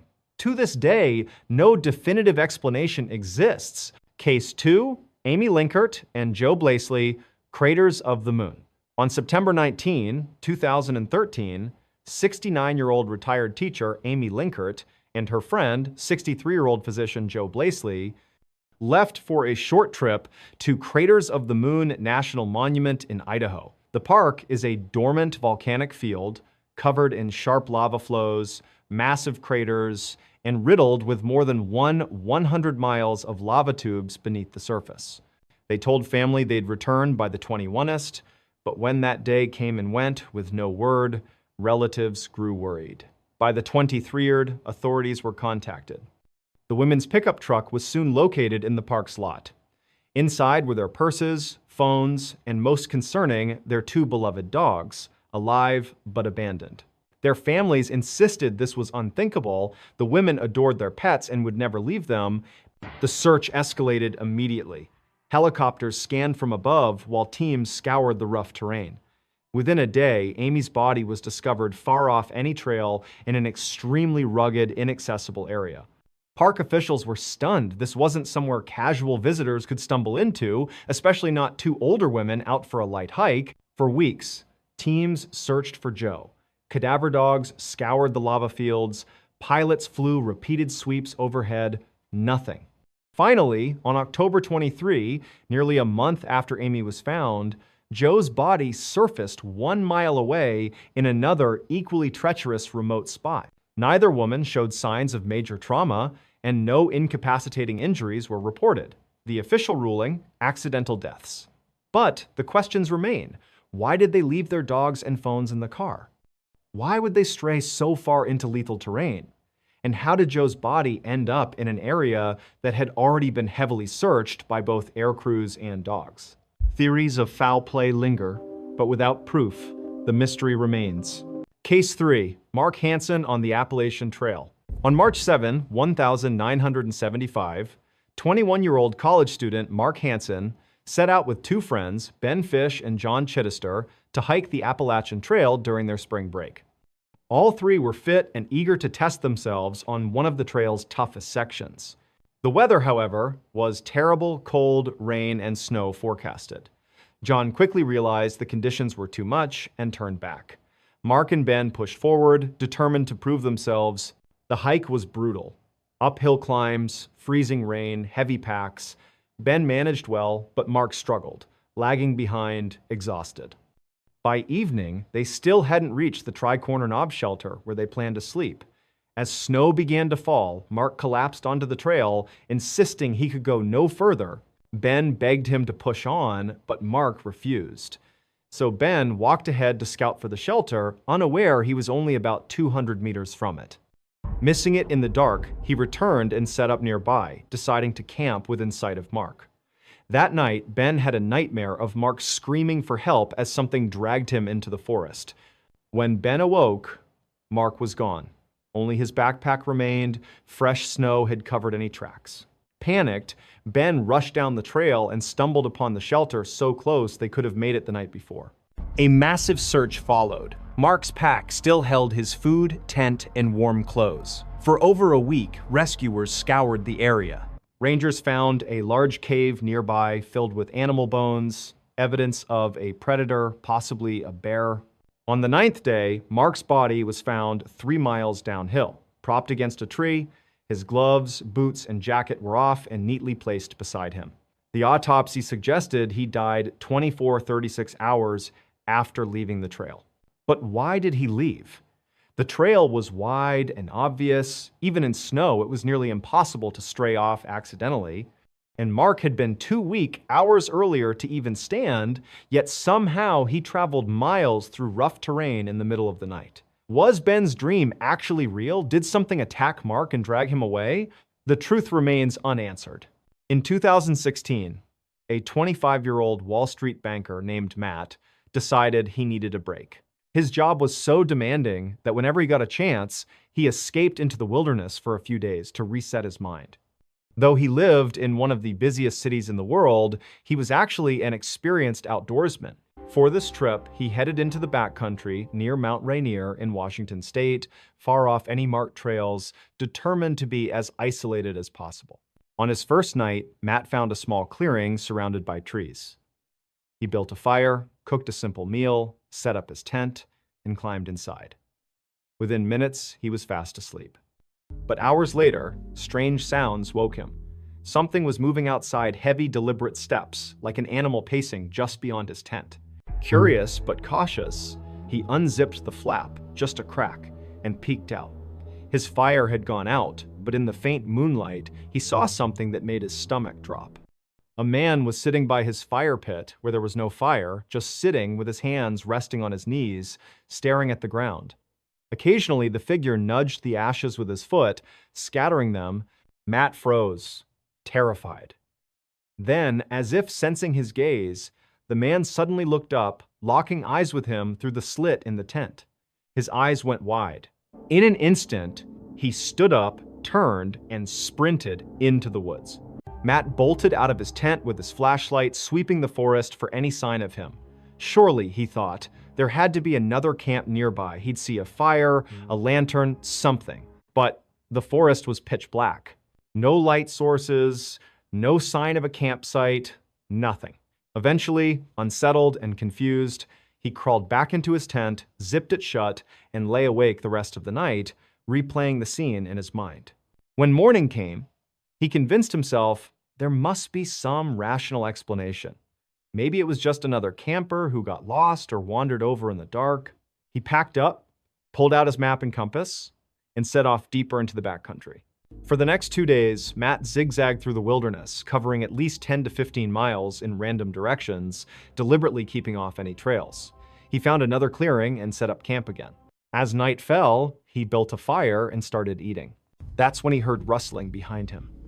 At first, he brushed it off as an animal, but when the noise came again, deliberate and closer this time, he stood, listening. And then, from the shadows, a man's voice called out, "Do you know how to get to Bell's Canyon?" Matt's blood ran cold. He hadn't seen another person in days. He was miles from the nearest trail, and he instantly knew it had to be the same man from 2 nights before. Somehow, he had followed him. Forcing calm into his voice, Matt called back, I don't know where that is. The forest went silent again. He hoped the stranger would step into the firelight, prove to be just a lost hiker. But instead, the voice came again, sharper this time, repeating the same question. Do you know how to get to Bell's Canyon? Now Matt was terrified. He gripped his flashlight, took a breath, and snapped the beam toward the voice. There, peering out from behind a tree, was the man. The same wide-eyed expression, the same sudden stillness. The moment the light hit him, he barked angrily at Matt to lower it. Instinctively, Matt did, and when he raised it again moments later, the man was gone. For several minutes, Matt stood frozen, heart pounding, expecting the man to reappear. Instead, silence closed in around him. Hours crawled by, and though nothing else happened that night, Matt didn't sleep a second. At dawn, he packed quickly and began the long trek back toward his car. But all day, he couldn't shake the feeling he was being watched. He glanced over his shoulder constantly, sure the man was still following. By nightfall, he was still too far from the trailhead to make it out. Exhausted, he reluctantly set up camp again. This time, he went straight into his tent, knife clutched in his hand. Hours later, the footsteps returned. Someone was circling his tent, slow and steady. For the entire night, the stranger walked around and around, pausing just long enough for Matt's nerves to shred before moving again.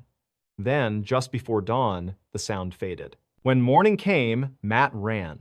He didn't stop to rest, didn't bother with food or water breaks, he just wanted out. All day he pushed forward, still sure the man was trailing him. But as the sun sank again, he realized he wouldn't make it out before dark. Once again, he set up camp. That night, he lay in his tent, exhausted and on edge. Hours passed in silence, and he began to wonder if maybe the nightmare was finally over. But then, just as he started to relax, a voice drifted out of the woods. Do you know how to get to Bell's Canyon? Matt's heart raced so violently he thought it might stop. He sat frozen, gripping his knife. Suddenly, the man's footsteps pounded past his camp, accompanied by guttural animal sounds, moaning, grunting, kicking up leaves. Over and over, he circled, darted past, then vanished into the trees, only to return again. This continued until daylight broke. When the sun finally rose, Matt tore down his tent, packed his things in record time, and sprinted the rest of the way to his car. The moment he got inside, he locked the doors, broke down in tears of relief, and sped away. Later, safe in a hotel with cell service, he considered calling the police. But what would he even say? The man hadn't technically broken any laws, he hadn't attacked him. He had just followed him relentlessly, impossibly, for 3 days, across 30 miles of rugged terrain, without a flashlight, without any visible supplies, repeating only one question: do you know how to get to Bell's Canyon? In June of 2019, and one 8-year-old named Lena had just finished her first year of college and returned home for summer break. Her family lived near a small village in France, tucked up against the mountains and bordered by an enormous forest. Lena had grown up wandering that forest, often alone, but sometimes with her father or siblings, and she knew the terrain like the back of her hand. Her favorite spot was a man-made lake hidden near the center of the woods. Though modest in size, the lake was breathtakingly scenic and incredibly peaceful, making it her personal sanctuary. To reach it, Lena would leave her home, drive a few miles down a rural road, and park on a narrow shoulder. There were no signs indicating the trailhead. Her family had simply discovered this hidden route years earlier. From the roadside, she would step directly into the trees, pushing through dense brush until she reached a small clearing. Ahead, a narrow stream cut through the forest. On the left side of the stream was a faint path, really just an animal trail formed by wildlife passing through again and again. Lena would follow this rough track as it ran parallel with the water for 15 or 20 minutes until it veered sharply left away from the stream. At that point, she left the path behind and continued following the stream itself. Sometimes she hopped across rocks in the water, sometimes she stuck to the muddy banks, but always she kept moving north into the heart of the forest. After about an hour of steady walking, the stream intersected with a river running east to west. At that junction, she turned west and walked along the river for another 20 minutes until it spilled into the man-made lake. Once there, she usually perched on a rock, admired the scenery, listened to the birds, and soaked in the stillness. Eventually, she retraced her exact route back to the car. Each leg of the trip car to lake or lake to car took roughly 2 hours. Part of what made the lake so special to Lena was the privacy. Up until the summer of 2019, the only people she had ever encountered out there were her own family members. To her, it felt like a secret world that belonged to them alone. So when she returned from college that June, one of her first impulses was to revisit her favorite place. One morning, she woke early, set out alone, and began the familiar journey. She parked at the roadside, slipped into the forest, followed the animal trail and the stream, steadily making her way north. After about 30 minutes, still a mile or two short of the river, she heard something unusual. A bell. A single chime echoed faintly through the trees ahead of her in the direction she was heading. She froze. In all her years exploring this forest, she had never heard or seen anyone else out here. For a moment, she wondered if she'd imagined it, but then the sound returned sporadic rings, as though someone were loosely shaking a bell without rhythm. Lena thought about a lost dog with a bell collar, but it was too loud and resonant to be a pet trinket. Maybe, she considered, it was something drifting down the river in a box, clanging as it struck rocks. None of her theories made much sense, but she wasn't frightened, just curious. Since the ringing seemed to come from the very direction she was traveling anyway, she decided to keep going. She pressed forward for another 5 minutes, listening intently. Then, as suddenly as it began, the sound stopped. The abrupt silence startled her. She paused, waiting for it to start again. Nothing. Only the ordinary noises of the forest returned. With no explanation in sight, she shrugged it off and continued toward the lake. 15 minutes later, Lena was still walking along the stream when something caught her eye. Ahead on the left bank was a shape that might have been a rock or an animal. Drawing closer, she realized it was the body of a beaver. Its head was missing. Finding animal remains in the forest wasn't strange in itself. Predators left kills all the time, but the way this one had been decapitated sent a chill through her. The cut on its neck was disturbingly clean, as though made with a sharp blade. The head was nowhere nearby, and the rest of the body was untouched, suggesting it hadn't been killed for food. Kneeling closer, Lena noticed another unsettling detail. There was no smell. Fresh kills don't reek right away, but decomposition sets in quickly. The lack of odor suggested it had been killed very recently. Curious and uneasy, she nudged the body with her foot. It was still limp, rigor mortis hadn't begun. That meant whatever, or whoever, had killed this animal had likely done so not long ago. And given that the ringing bell had come from roughly the same direction, the thought hit her hard. Whatever was responsible could still be close by. After staring uneasily at the headless beaver, Lena forced herself to calm down. It was broad daylight, she reminded herself. She spent years in these woods, and never once had she run into danger. Surely there was a logical explanation. Stepping over the carcass, she continued on, eventually reaching the river, turning west, and walking until the lake appeared before her. She sat on a rock, admired the water, let the sounds of nature soothe her, and then retraced her steps back the way she'd come. Passing the beaver again, she followed the stream, hiked out of the woods, and drove home without incident. About a week later, restless at home, Lena decided to return to the lake. She told her parents where she was going, grabbed her keys, and drove to the familiar pull-off. It was around 6 in the evening, and with sunset scheduled for 9, she knew her window was limited. If she moved quickly, she could make it there and back before darkness set in. She entered the woods, found the animal path, then the stream, and began following it north. Soon, though, she heard the low rumble of thunder. Looking up, she saw the sky already darkening. Though sunset was still hours away, a storm was approaching fast. But Lena was determined. Instead of turning back, she broke into a jog, hoping to reach the lake before the rain became too heavy. It started with a sprinkle, but by the time she passed the beaver's corpse, still lying in the same place as before, the sky opened up. Sheets of rain poured down. 15 minutes later, when she reached the river, the downpour was in full force.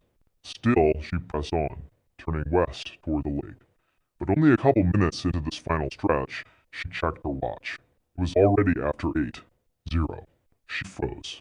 Reaching the lake would mean another 40 minutes added to her round trip, and sunset was fast approaching. Even if she turned around now, it would take an hour to get back, much of it in the dark. Factor in the storm, the slippery ground, the risk of losing her way. She realized continuing was reckless. Reluctantly, she turned back toward home. The rain hammered down, soaking her clothes, dripping into her eyes. To keep her footing on the slick rocks, she walked with her head down. 15 minutes into a return journey, something smacked her hard on the top of her head. She gasped, threw up her hands, and looked up. Dangling directly above her, suspended by a rope from a tree branch, was the same beaver. Only now, its head had been stitched grotesquely to its front paws, as though it were holding it. The lifeless body swung in the storm, dripping water. Lena staggered back, gagging, rubbing furiously at her hair where it had brushed against her. But as her revulsion ebbed, another realization struck her. When she passed this exact spot 30 minutes earlier, the carcass had still been on the ground.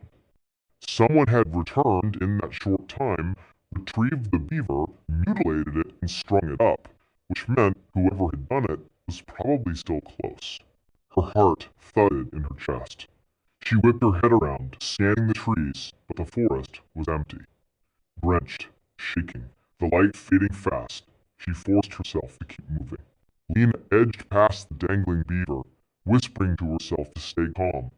Just walk. Don't run. If she bolted, she feared panic would take over. But as soon as she left it behind, the hairs on her neck prickled. She could hear movement branches snapping, something pacing just out of sight. Her pace quickened despite her resolve until she broke into a full sprint, splashing through the stream, slipping on rocks, lungs burning. After several minutes, she stopped, doubled over, gasping for breath. That's when it returned the bell. Sporadic, uneven chimes, echoing through the trees. The same sound she'd heard the week before, only now, in her panic, she couldn't tell where it was coming from. Left, right, behind every direction seemed filled with it, and it was getting closer. Terrified, she yanked her phone from her pocket, hands trembling, and dialed her father. When he answered, she sobbed into the receiver, barely able to form words. Between gasps, she begged him, "Come into the forest where the path splits from the stream, please. Hurry, someone's chasing me." On the other end, her father didn't ask questions. He could hear the primal terror in her voice, the bell faintly chiming in the background. Grabbing his wife, he bolted from the house. They sped to the roadside pull-off, parked next to Lena's car, and plunged into the forest with the phone still pressed to his ear. From both the woods around them and through the line, they heard the bell, each chime confirming their daughter wasn't imagining things. Meanwhile, Lena stumbled forward through the storm, exhaustion threatening to drop her. Her legs felt heavy, her lungs on fire. But the bell was louder now, almost on top of her. Sticks cracked, footsteps pounded the ground behind her. She broke into a small clearing, lit faintly by moonlight filtering through the storm clouds. She slowed, heart racing, and made the mistake of turning around. From the tree line opposite her, a figure emerged. Tall, shadowy. With each step, the large bell tied at its waist clanged violently, echoing into the night. Its movement was wrong, jerky, unnatural, not quite human. For an instant, Lena was frozen in disbelief. Then a surge of adrenaline hit her like lightning. She spun and ran harder than she ever had in her life. Behind her, the bell grew faster, louder, each chime a footfall gaining on her. Desperate, she screamed into the storm, "The police are ahead! They're waiting for you!" But the figure didn't slow, it kept coming. At that same moment, Lena's father, unable to wait at the meeting point, sprinted deeper into the woods, following his daughter's screams. And then through the trees, he saw her. Lena burst into view, eyes wide with terror, sprinting straight toward him. He grabbed her, lifted her, and ran back toward his wife. The three of them didn't stop until they were out of the forest, back at the car, all of them crying, shaking, too shocked to speak. Later, at the police station, Lena filed a report. Officers searched the area the next morning, but the beaver was gone, her dropped bag was missing, and the only trace they found was a neatly folded t-shirt placed under a rock near the stream. The authorities suggested it was probably a disturbed person living in the forest who wanted to scare her away. But Lena couldn't accept that. In her mind, the figure wasn't just trying to frighten her, it was hunting her. And had her father not reached her in time, she was certain she wouldn't have made it out alive. Even now, when Lena looks back, one memory stands out most vividly: the way that shadowy figure moved in the moonlight. Wrong, unnatural, less like a man, more like a creature. And though no one has reported sighting since, Lena and her family never set foot in those woods again. In 1982, a teenage boy and girl who had only recently started dating but already shared a passion for the outdoors decided to spend a weekend camping in Maine. On their very first night at around 1 a.m., the girl woke suddenly because she needed to use the bathroom. She reached for the zipper of their tent flap but froze when her ears caught a strange noise outside. It wasn't loud, but it was unmistakable. The sound of digging. Something or someone was clawing at the dirt just a few feet away. Her first instinct was to dismiss it as some small animal, but curiosity tugged at her. She slowly unzipped the tent just enough to peer out, and since there was a clearing under the moonlight, visibility was fairly good. What she saw nearly made her faint. Just a couple of feet away crouched a grown woman, her back to the tent, furiously clawing at the earth as though trying to unearth something. The girl gasped, stumbling backward into her boyfriend.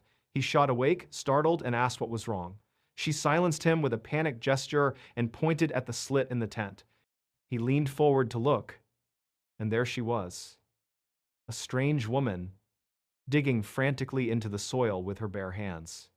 Shocked, the boy grabbed a flashlight, despite his girlfriend's pleas not to. He unzipped the tent a bit more and shone the beam directly on her. The woman froze, slowly stood, and turned to face them. Her expression was utterly blank, neither aggressive nor afraid, just empty.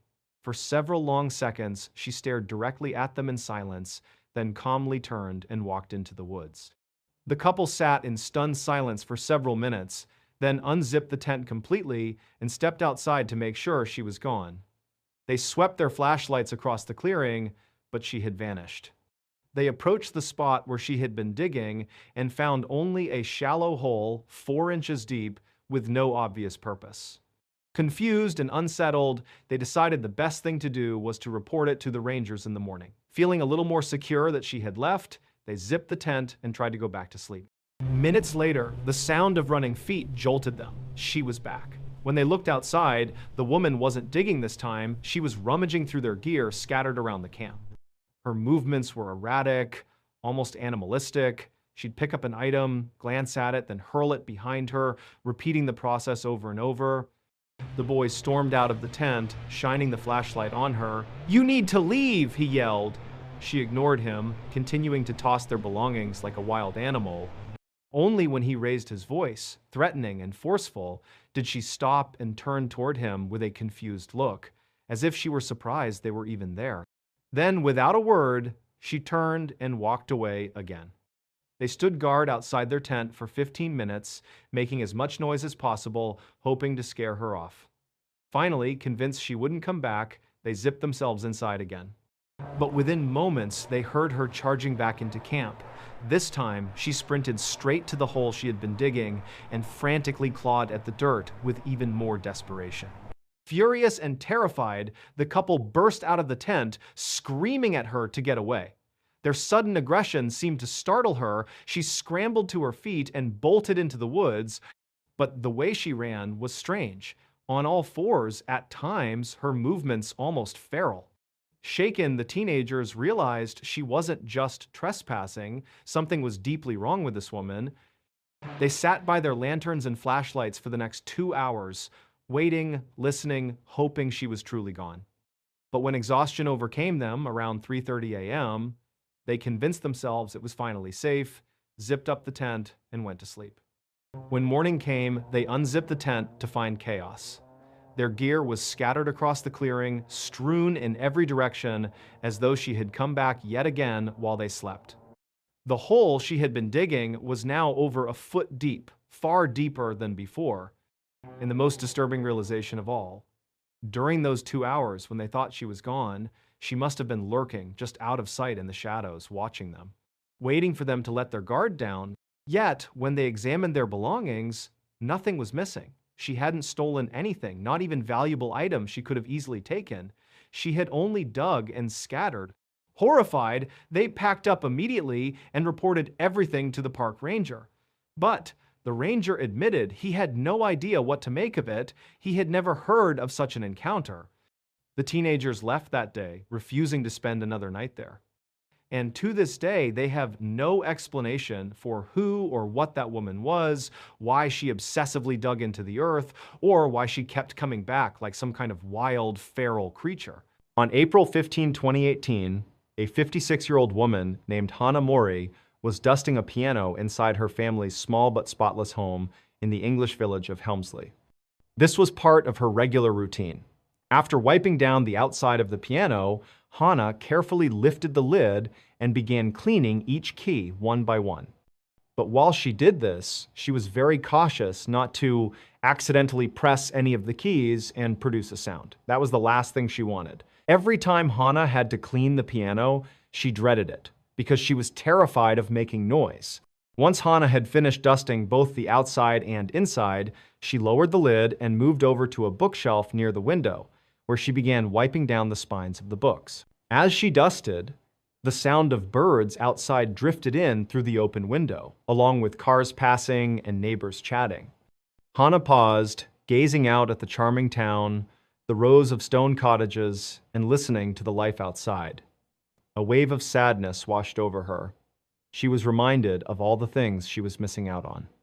Once, Hana had been a world-class pianist. She had studied at the Royal College of Music, one of London's most prestigious institutions. She had played sold-out symphony halls, sometimes with members of the royal family in the audience. She had been a big deal, but now, Hana didn't play the piano at all because of her younger sister Keiko. The moment Hana thought of Keiko, anger rose up inside her. Her eyes drifted toward Keiko's bedroom door, which was always closed. For just a second, Hana wished her younger sister had never come home. Because ever since Keiko's return, it was as if the entire family had decided nothing else mattered. Keiko was the only thing that counted. The Mori family consisted of Hana, her 49-year-old sister Keiko, their 51-year-old brother Daisuke, and their 80-year-old mother. Their father had passed away years earlier. Hana and Daisuke were both accomplished in their own ways. Hana, the brilliant pianist, and Daisuke, a gifted writer. But Keiko was on a completely different level. She spoke fluent English, Latin, Greek, and Japanese, and she had even invented her own dialect of Japanese, complete with grammar rules. She was also a phenomenal artist. Her paintings were in such high demand, but Keiko almost never sold them, which only increased the mystique and value around her work. As a child, Keiko had received scholarships to elite private schools. After high school, she earned a full scholarship to the University of Cambridge, one of the top universities in the world. Everyone assumed she was destined to become a world-famous artist. But Keiko had a darker side. She was prone to sudden fits of anger that no one could explain. These violent flashes of temper didn't fit the rest of her personality. Most people excused them as quirks of her brilliance, thinking her extraordinary mind simply couldn't contain itself at times. But when she graduated from Cambridge and came back home, something inside her snapped and stayed broken. A few days after returning, Keiko had one of her explosive outbursts, except this time the rage didn't fade. She remained angry for days, then weeks. Her family tried to understand what had upset her, but she wouldn't say. Eventually, Keiko locked herself in her bedroom and refused to come out. For weeks, she isolated herself. And when she finally did emerge, she was completely different. She barely spoke to anyone, including her family. She only left her room when absolutely necessary. Soon, this wasn't just a phase. It became her life. Keiko became a recluse, shutting herself inside that darkened bedroom for decades. The family's neighbors didn't even know she existed. Back at the bookshelf, Hana finished dusting the books and set her cloth aside. Then, she tiptoed to Keiko's door and gave the gentlest knock. Keiko despised loud noises. That's why Hana wasn't allowed to play piano anymore. It was too loud. After knocking, Hana silently counted to 30, as Keiko required. Finally, from the other side, Keiko's voice granted permission. You may come in. Hana slowly opened the door to reveal a cramped, pitch-dark room. Heavy curtains blocked out all light. Keiko sat silently on her bed. Hana kept her eyes lowered, careful not to make direct eye contact. She quietly gathered the dirty dishes from Keiko's table, then turned to leave. Out of curiosity, she tried to steal a glance at what Keiko was working on. Keiko had claimed she was creating a masterwork. She insisted she needed total darkness, complete silence, and full concentration. The family's role was to support her. When asked what this masterwork was, Keiko only said it would be something extraordinary, something that combined her body, her mind, and even her family. But she never explained further. Hana couldn't see anything in the dim room, so she quickly turned away, carried the dishes to the kitchen sink, and scrubbed them spotless. Keiko demanded the house remain immaculate. No dust, no dirty dishes, nothing out of place. It was one of her rules for the masterwork. As Hana finished, her brother Daisuke entered the kitchen. He told her it was time to go to the market for supplies, things Keiko said she needed for her work. Hana felt irritation boil up again. Everything revolved around Keiko. But she bit back her resentment and went with him. Daisuke had long since abandoned his own writing career to dedicate himself to supporting Keiko. Unlike Hana, who resented their sister, Daisuke seemed proud to be part of what he believed would become the greatest artistic creation in history. He didn't even know what this masterwork was, but Keiko sometimes gave him specific instructions. That day, she had requested surgical spirits, medical alcohol, and a book on palm reading, so Hana and Daisuke concealed their faces as they always did in public, hurried to the shops, and bought them. At home, they knocked, waited, and their elderly mother opened the door, unlocking 4 heavy deadbolts. Keiko insisted no family member carry keys, terrified someone could lose one and an outsider might intrude on her work. Hana set the bag outside Keiko's door. A thin arm slipped out, grabbed the bag, and vanished. 3 days later, on April 18, Hana overheard Daisuke talking quietly to Keiko through her closed door. This was normal. He often spent hours sitting outside, conversing with her like this. But that day, his words sounded strange. How can you? How only your soul? How? Hana set her book aside and crept closer. When Daisuke noticed her, both he and Keiko went silent. He shook his head, got up, and walked away. Curious, Hana pressed her ear against the door, but all she heard was the faint sound of Keiko shuffling deeper into the room, then silence. It reminded Hana of how far she and her sister had drifted, and once they had been inseparable. But 5 years earlier, in 2013, everything had fallen apart. That day, Keiko emerged from her room, and Hana offered to read her palm, something they'd done before, for fun. Keiko had a rare line across her palm called a simian crease, which palmists say can signal either brilliance or aggression. Joking, Hana suggested maybe that explained Keiko's temper at the supermarket that had recently gotten their family banned. Keiko snapped. Screaming, she called Hana stupid, insisting her line meant she was a visionary. Then she attacked Hana, beating her until Daisuke pulled her off. Concerned, their mother sent Keiko to a doctor. The doctor found no physical issue, but warned she was having a psychological breakdown and needed psychiatric care. Keiko refused treatment, blaming Hana. From then on, she left her room even less and imposed new rules: no phones, no television, no computers, 4 locks on the door, and even requiring the family to learn her invented language so no outsiders could understand them. By May, Hana noticed Keiko was eating less and less. Her dishes came back full. She was barely 90 pounds and just 4'11" fragile already. Hana once broke her silence to urge, Keiko, you need to eat. Keiko said nothing. Shortly after, Daisuke told Hana she wasn't allowed inside anymore. From then on, Keiko left her dishes outside the door at night, sneaking to the bathroom only when everyone slept.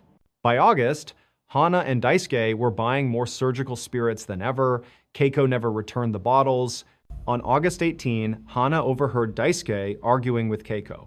She heard him shout, "I told you, your soul is not enough." Then silence. Daisuke went inside. For 15 minutes, Hana sat frozen in the kitchen. When he came out, he looked calm.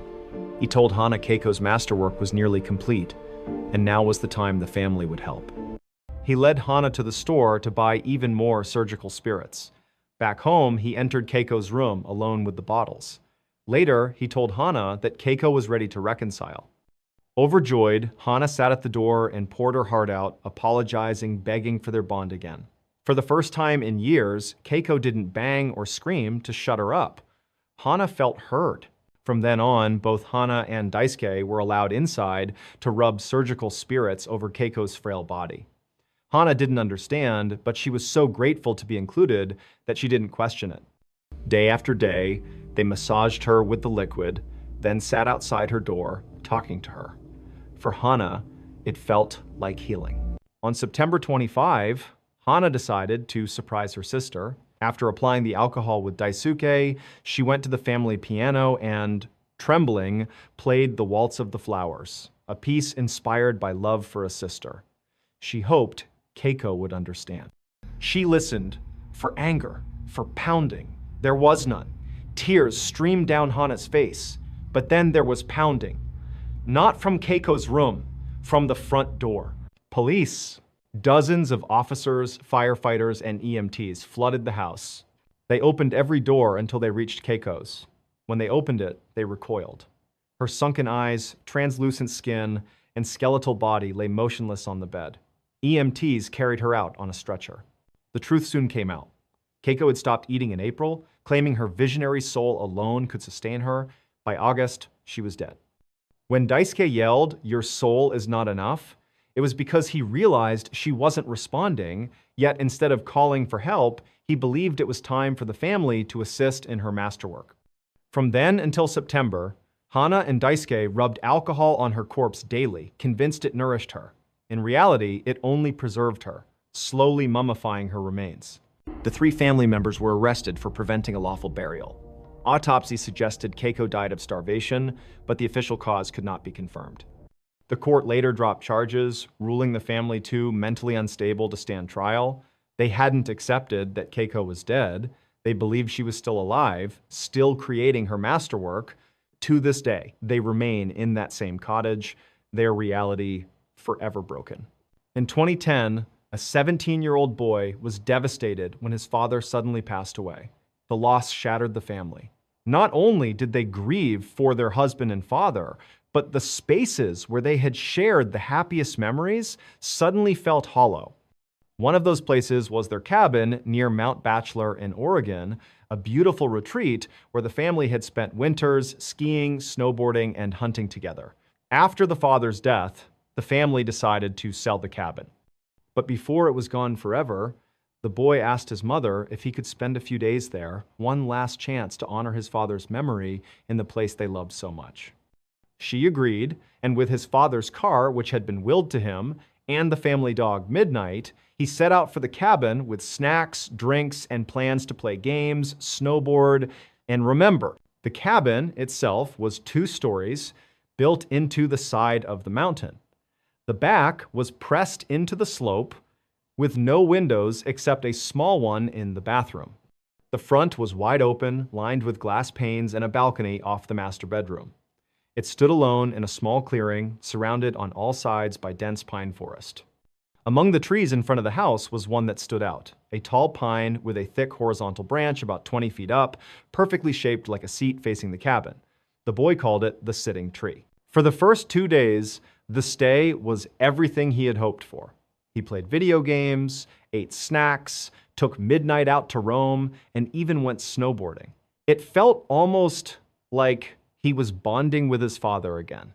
But on the 3rd morning, after a heavy snowstorm, he stepped outside with Midnight and noticed something that unsettled him. Fresh footprints in the snow prints that weren't his led from the woods to the clearing and then circled around the back of the cabin, disappearing up the slope. He told himself it must have been a hiker or a neighbor, though both were unlikely. Still, he forced himself to shake it off. That night, he locked every door and window, drew the blackout curtains, and went upstairs to bed with Midnight. Hours later, the dog suddenly perked up, staring at the stairs. Then, without warning, she bolted down to the front door, pacing and whining to be let out. Uneasy, the boy finally gave in, opened the door, and followed Midnight into the snow. Instead of using the bathroom, she froze, staring toward the tree line, body tense, her gaze locked on to the sitting tree. The boy's nerves flared. He grabbed the dog, dragged her back inside, locked the door, shut the blinds, and went upstairs. Midnight refused to get into bed, choosing instead to stand near the stairs, ears pricked, body on edge. Minutes passed in silence. Then came the sound. 6 distinct, deliberate footsteps directly above him, on the roof. They sounded heavy, not like an animal's paws, but like hooves, clopping slowly from one side of the cabin to the other. His blood ran cold. There was no way a deer or moose could climb onto the roof. Midnight stared at the ceiling, then whipped her head toward the balcony door, growling low in her throat. Terrified but desperate to know, the boy mustered the courage to slide open the blackout curtain. The balcony was buried in snow, the night thick and silent.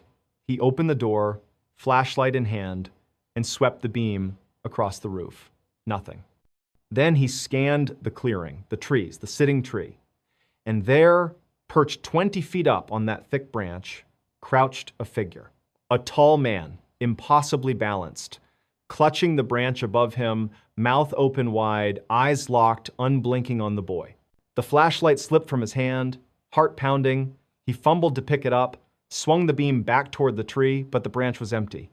No man, no sound, just the black wall of forest. He yanked Midnight inside, slammed the door, locked it, and pulled the curtains shut. Upstairs, they huddled together in bed. Midnight no longer wanted to go outside. Then came the tapping. Soft at first, like a single finger rapping against glass. At the front door. Then silence. Then tapping again, this time on the walls, moving slowly around the cabin. He held his breath, listening as it shifted to the tiny bathroom window just feet from where he lay. Then it circled the house, tapping each side in turn. He could picture it walking in slow circles around his home, testing every wall, every window, as if it was deciding where to come in. Hours dragged by. Then came the heaviest blow, footsteps on the balcony. And then the tapping again, right on the sliding glass doors to his bedroom. The sound was inches away, separated only by thin curtains and glass. He couldn't move. He couldn't even breathe. The tapping continued, steady, patient. Then it stopped and began again on the roof, directly above him. He lay frozen in terror as the sound went on and on, until finally the first light of dawn broke through. When the sun rose, he pulled the curtains back. The balcony was empty, but footprints stamped the snow footprints that paced back and forth all night long. He looked up at the roof and saw more tracks. They circled the cabin like a predator stalking prey, then trailed off toward the sitting tree before vanishing into the woods. Shaken and exhausted, he packed his things, loaded Midnight into the car, and left. The cabin was sold shortly after. He never returned. On the 27th of April, 1997, a farmer in Indonesia was leading his livestock through a dense sugarcane field near his home when his foot struck something unusual. He looked down and noticed a mound of dirt that seemed oddly out of place. For a moment, he considered digging, but since the land wasn't his, he chose to leave it alone and instead reported the strange discovery to the village head. The leader, accompanied by several men, returned to the field and began poking at the mound with a stick. Immediately, a terrible stench seeped into the air, so foul that it forced them to back away. Alarmed, they informed the authorities, who ordered the men to dig further. After just a few minutes of shoveling, their spades struck something soft. With a mix of fear and dread, they brushed away the dirt until a young woman's face appeared, her body buried upright, her head protruding from the soil. Police soon identified the victim as 21-year-old DWI, who had last been seen 3 days earlier when she left home to run a simple errand. That same day, a 15-year-old rickshaw driver came forward with crucial information. He told investigators that on the 24th of April, the night DWI disappeared, she had hired him for a ride. Instead of giving him a clear destination, she only instructed him to travel in a certain direction, saying she would guide him further along the way. When he pressed her, she reluctantly admitted she was going to see a local shaman. The police traced this man, a 45-year-old named Ahmad Siraji. At first, he denied any involvement, claiming he had not seen DWI at all. But when police searched his home and found her belongings inside, his facade crumbled. Without hesitation and almost disturbingly calm, he confessed. He admitted not only to killing DWI, but to murdering dozens of women the same way and burying them in the sugarcane fields. Authorities returned to the fields and began excavating. All around were suspicious mounds of soil. As they dug, body after body surfaced, all buried in shallow graves, positioned upright, their heads left above ground. By the end, investigators believed they had found 42 victims, though the true number could have been higher. When asked why he had done it, Siraji gave a chilling explanation. He claimed that in 1986, he experienced a vivid dream in which his deceased father appeared to him and instructed him to drink the saliva of 70 women. If he succeeded, he would become immortal. Siraji didn't dismiss this as just a bizarre dream. He took it as a sacred command. But he had no idea how to collect saliva willingly from 70 people. After brooding on it, he decided the most efficient way was to kill them and extract it by force. To lure victims, he carefully built a reputation as a mystical healer. He spread word that he possessed supernatural powers and could grant women everlasting beauty and prosperity. The rumor spread quickly, drawing women not only from his village, but from surrounding areas. When they arrived at his home, he demanded a steep fee, roughly $300, then insisted on performing a secret ritual at night.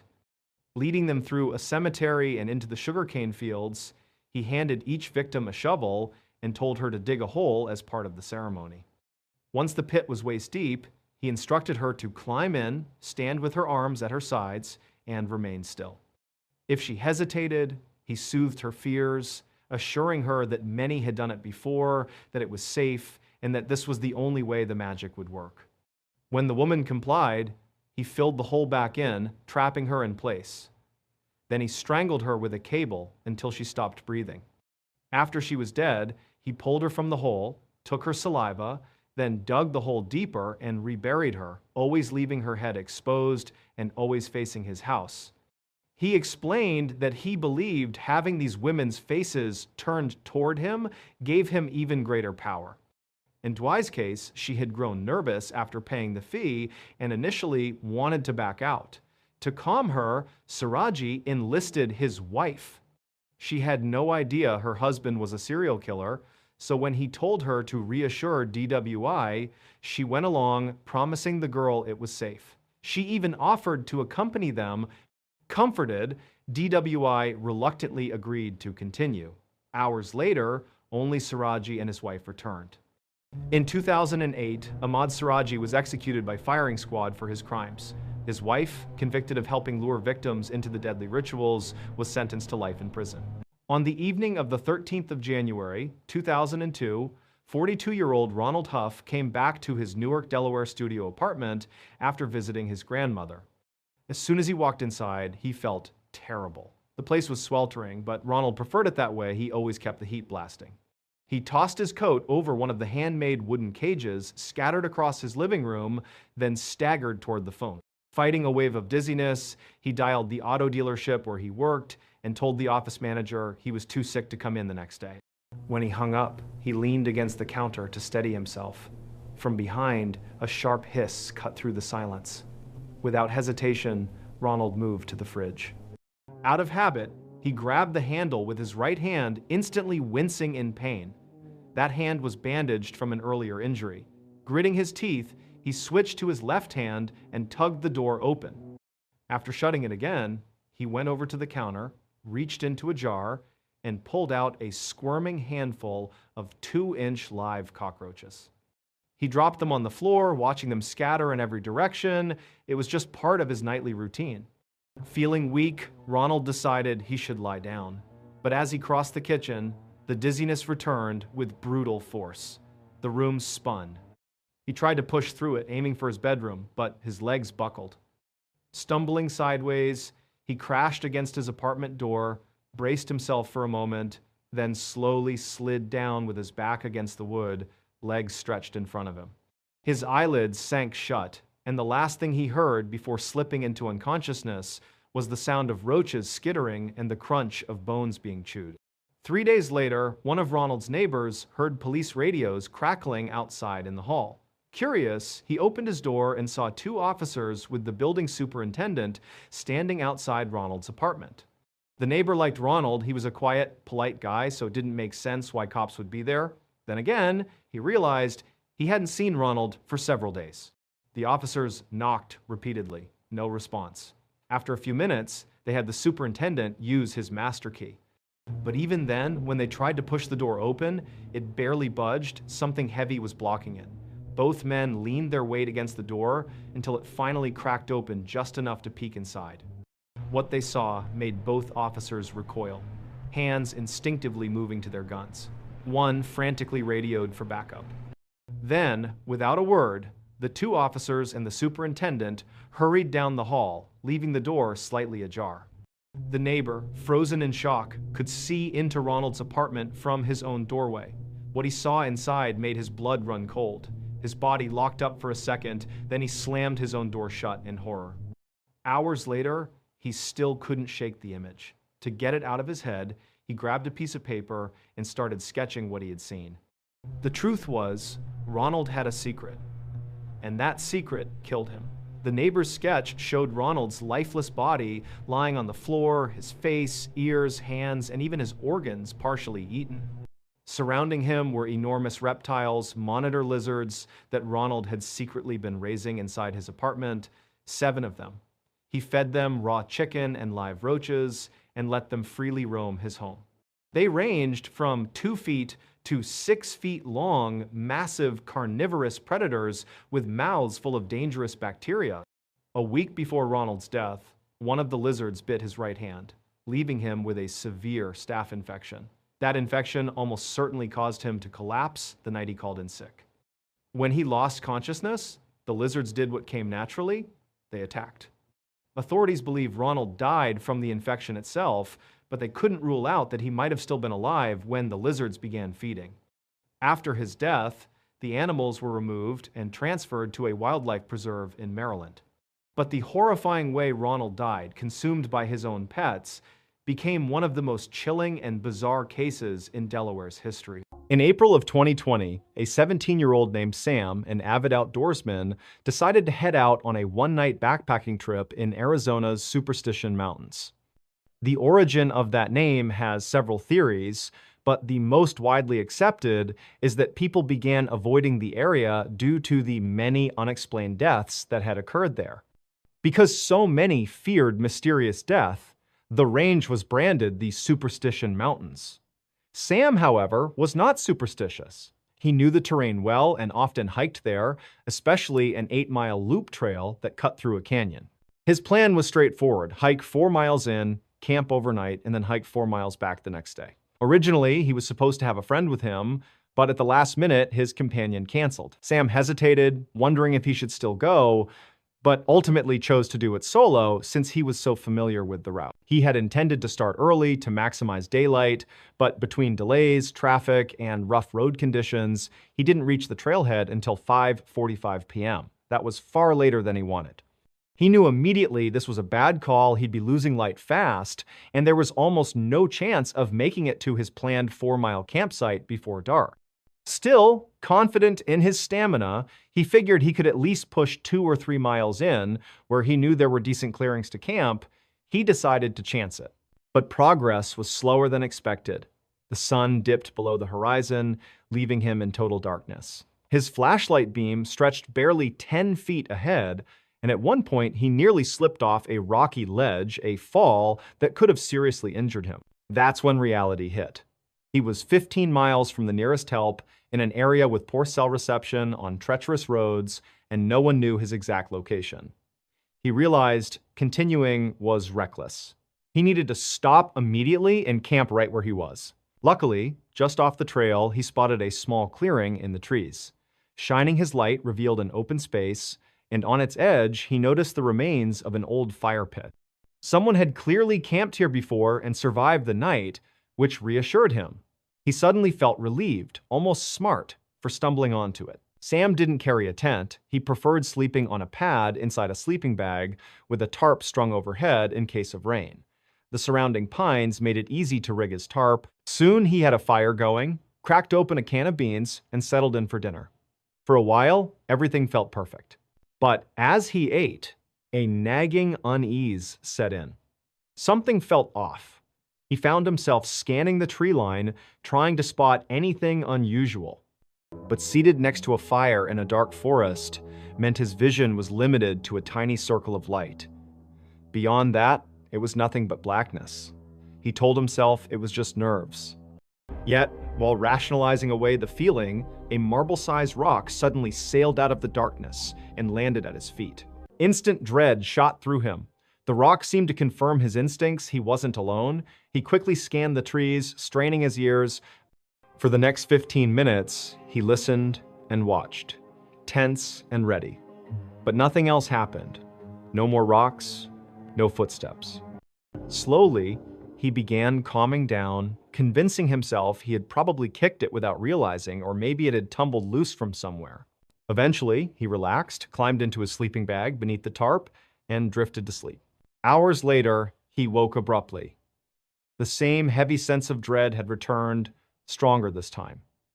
He couldn't see or hear anything, but the feeling that something was wrong was undeniable. Then he caught it, the faint crunch of leaves, like footsteps, about 30 to 40 meters away. At first, he couldn't tell if they were moving toward him or away, but after half a minute, the sound faded. He told himself whoever or whatever it was had left. Still uneasy, he decided to grab his flashlight and shine it in that direction. He reached beside him where he had left it earlier, but his hand came up empty. Confused, he patted the ground. Nothing. His flashlight was gone. Alarm bells rang in his head. The only way it could be missing is if someone or something had taken it. He scrambled out of his sleeping bag, ducking under the tarp, frantically searching the ground. Then, out of the corner of his eye, he spotted light reflecting. Turning, he saw his flashlight lying on the ground 10 meters away, which meant something had been close enough within inches of his sleeping body to pick it up and move it while he lay helpless. His first thought, it's a trap. Whoever did this wanted him to leave the safety of his camp and walk into the dark. A wave of nausea hit him from fear, but he forced himself to stay calm. He laced his boots, grabbed his knife, and made a decision. He wasn't going anywhere near that flashlight. Instead, he fed his fire higher and higher, determined to keep it blazing as long as possible. For hours, he stood in the center of the clearing, knife in hand, watching and waiting. Every so often, he'd hear those same rustling footsteps creeping closer, always coming nearer when the fire burned low, pulling back when he stoked it higher. It was a terrifying game of patience. But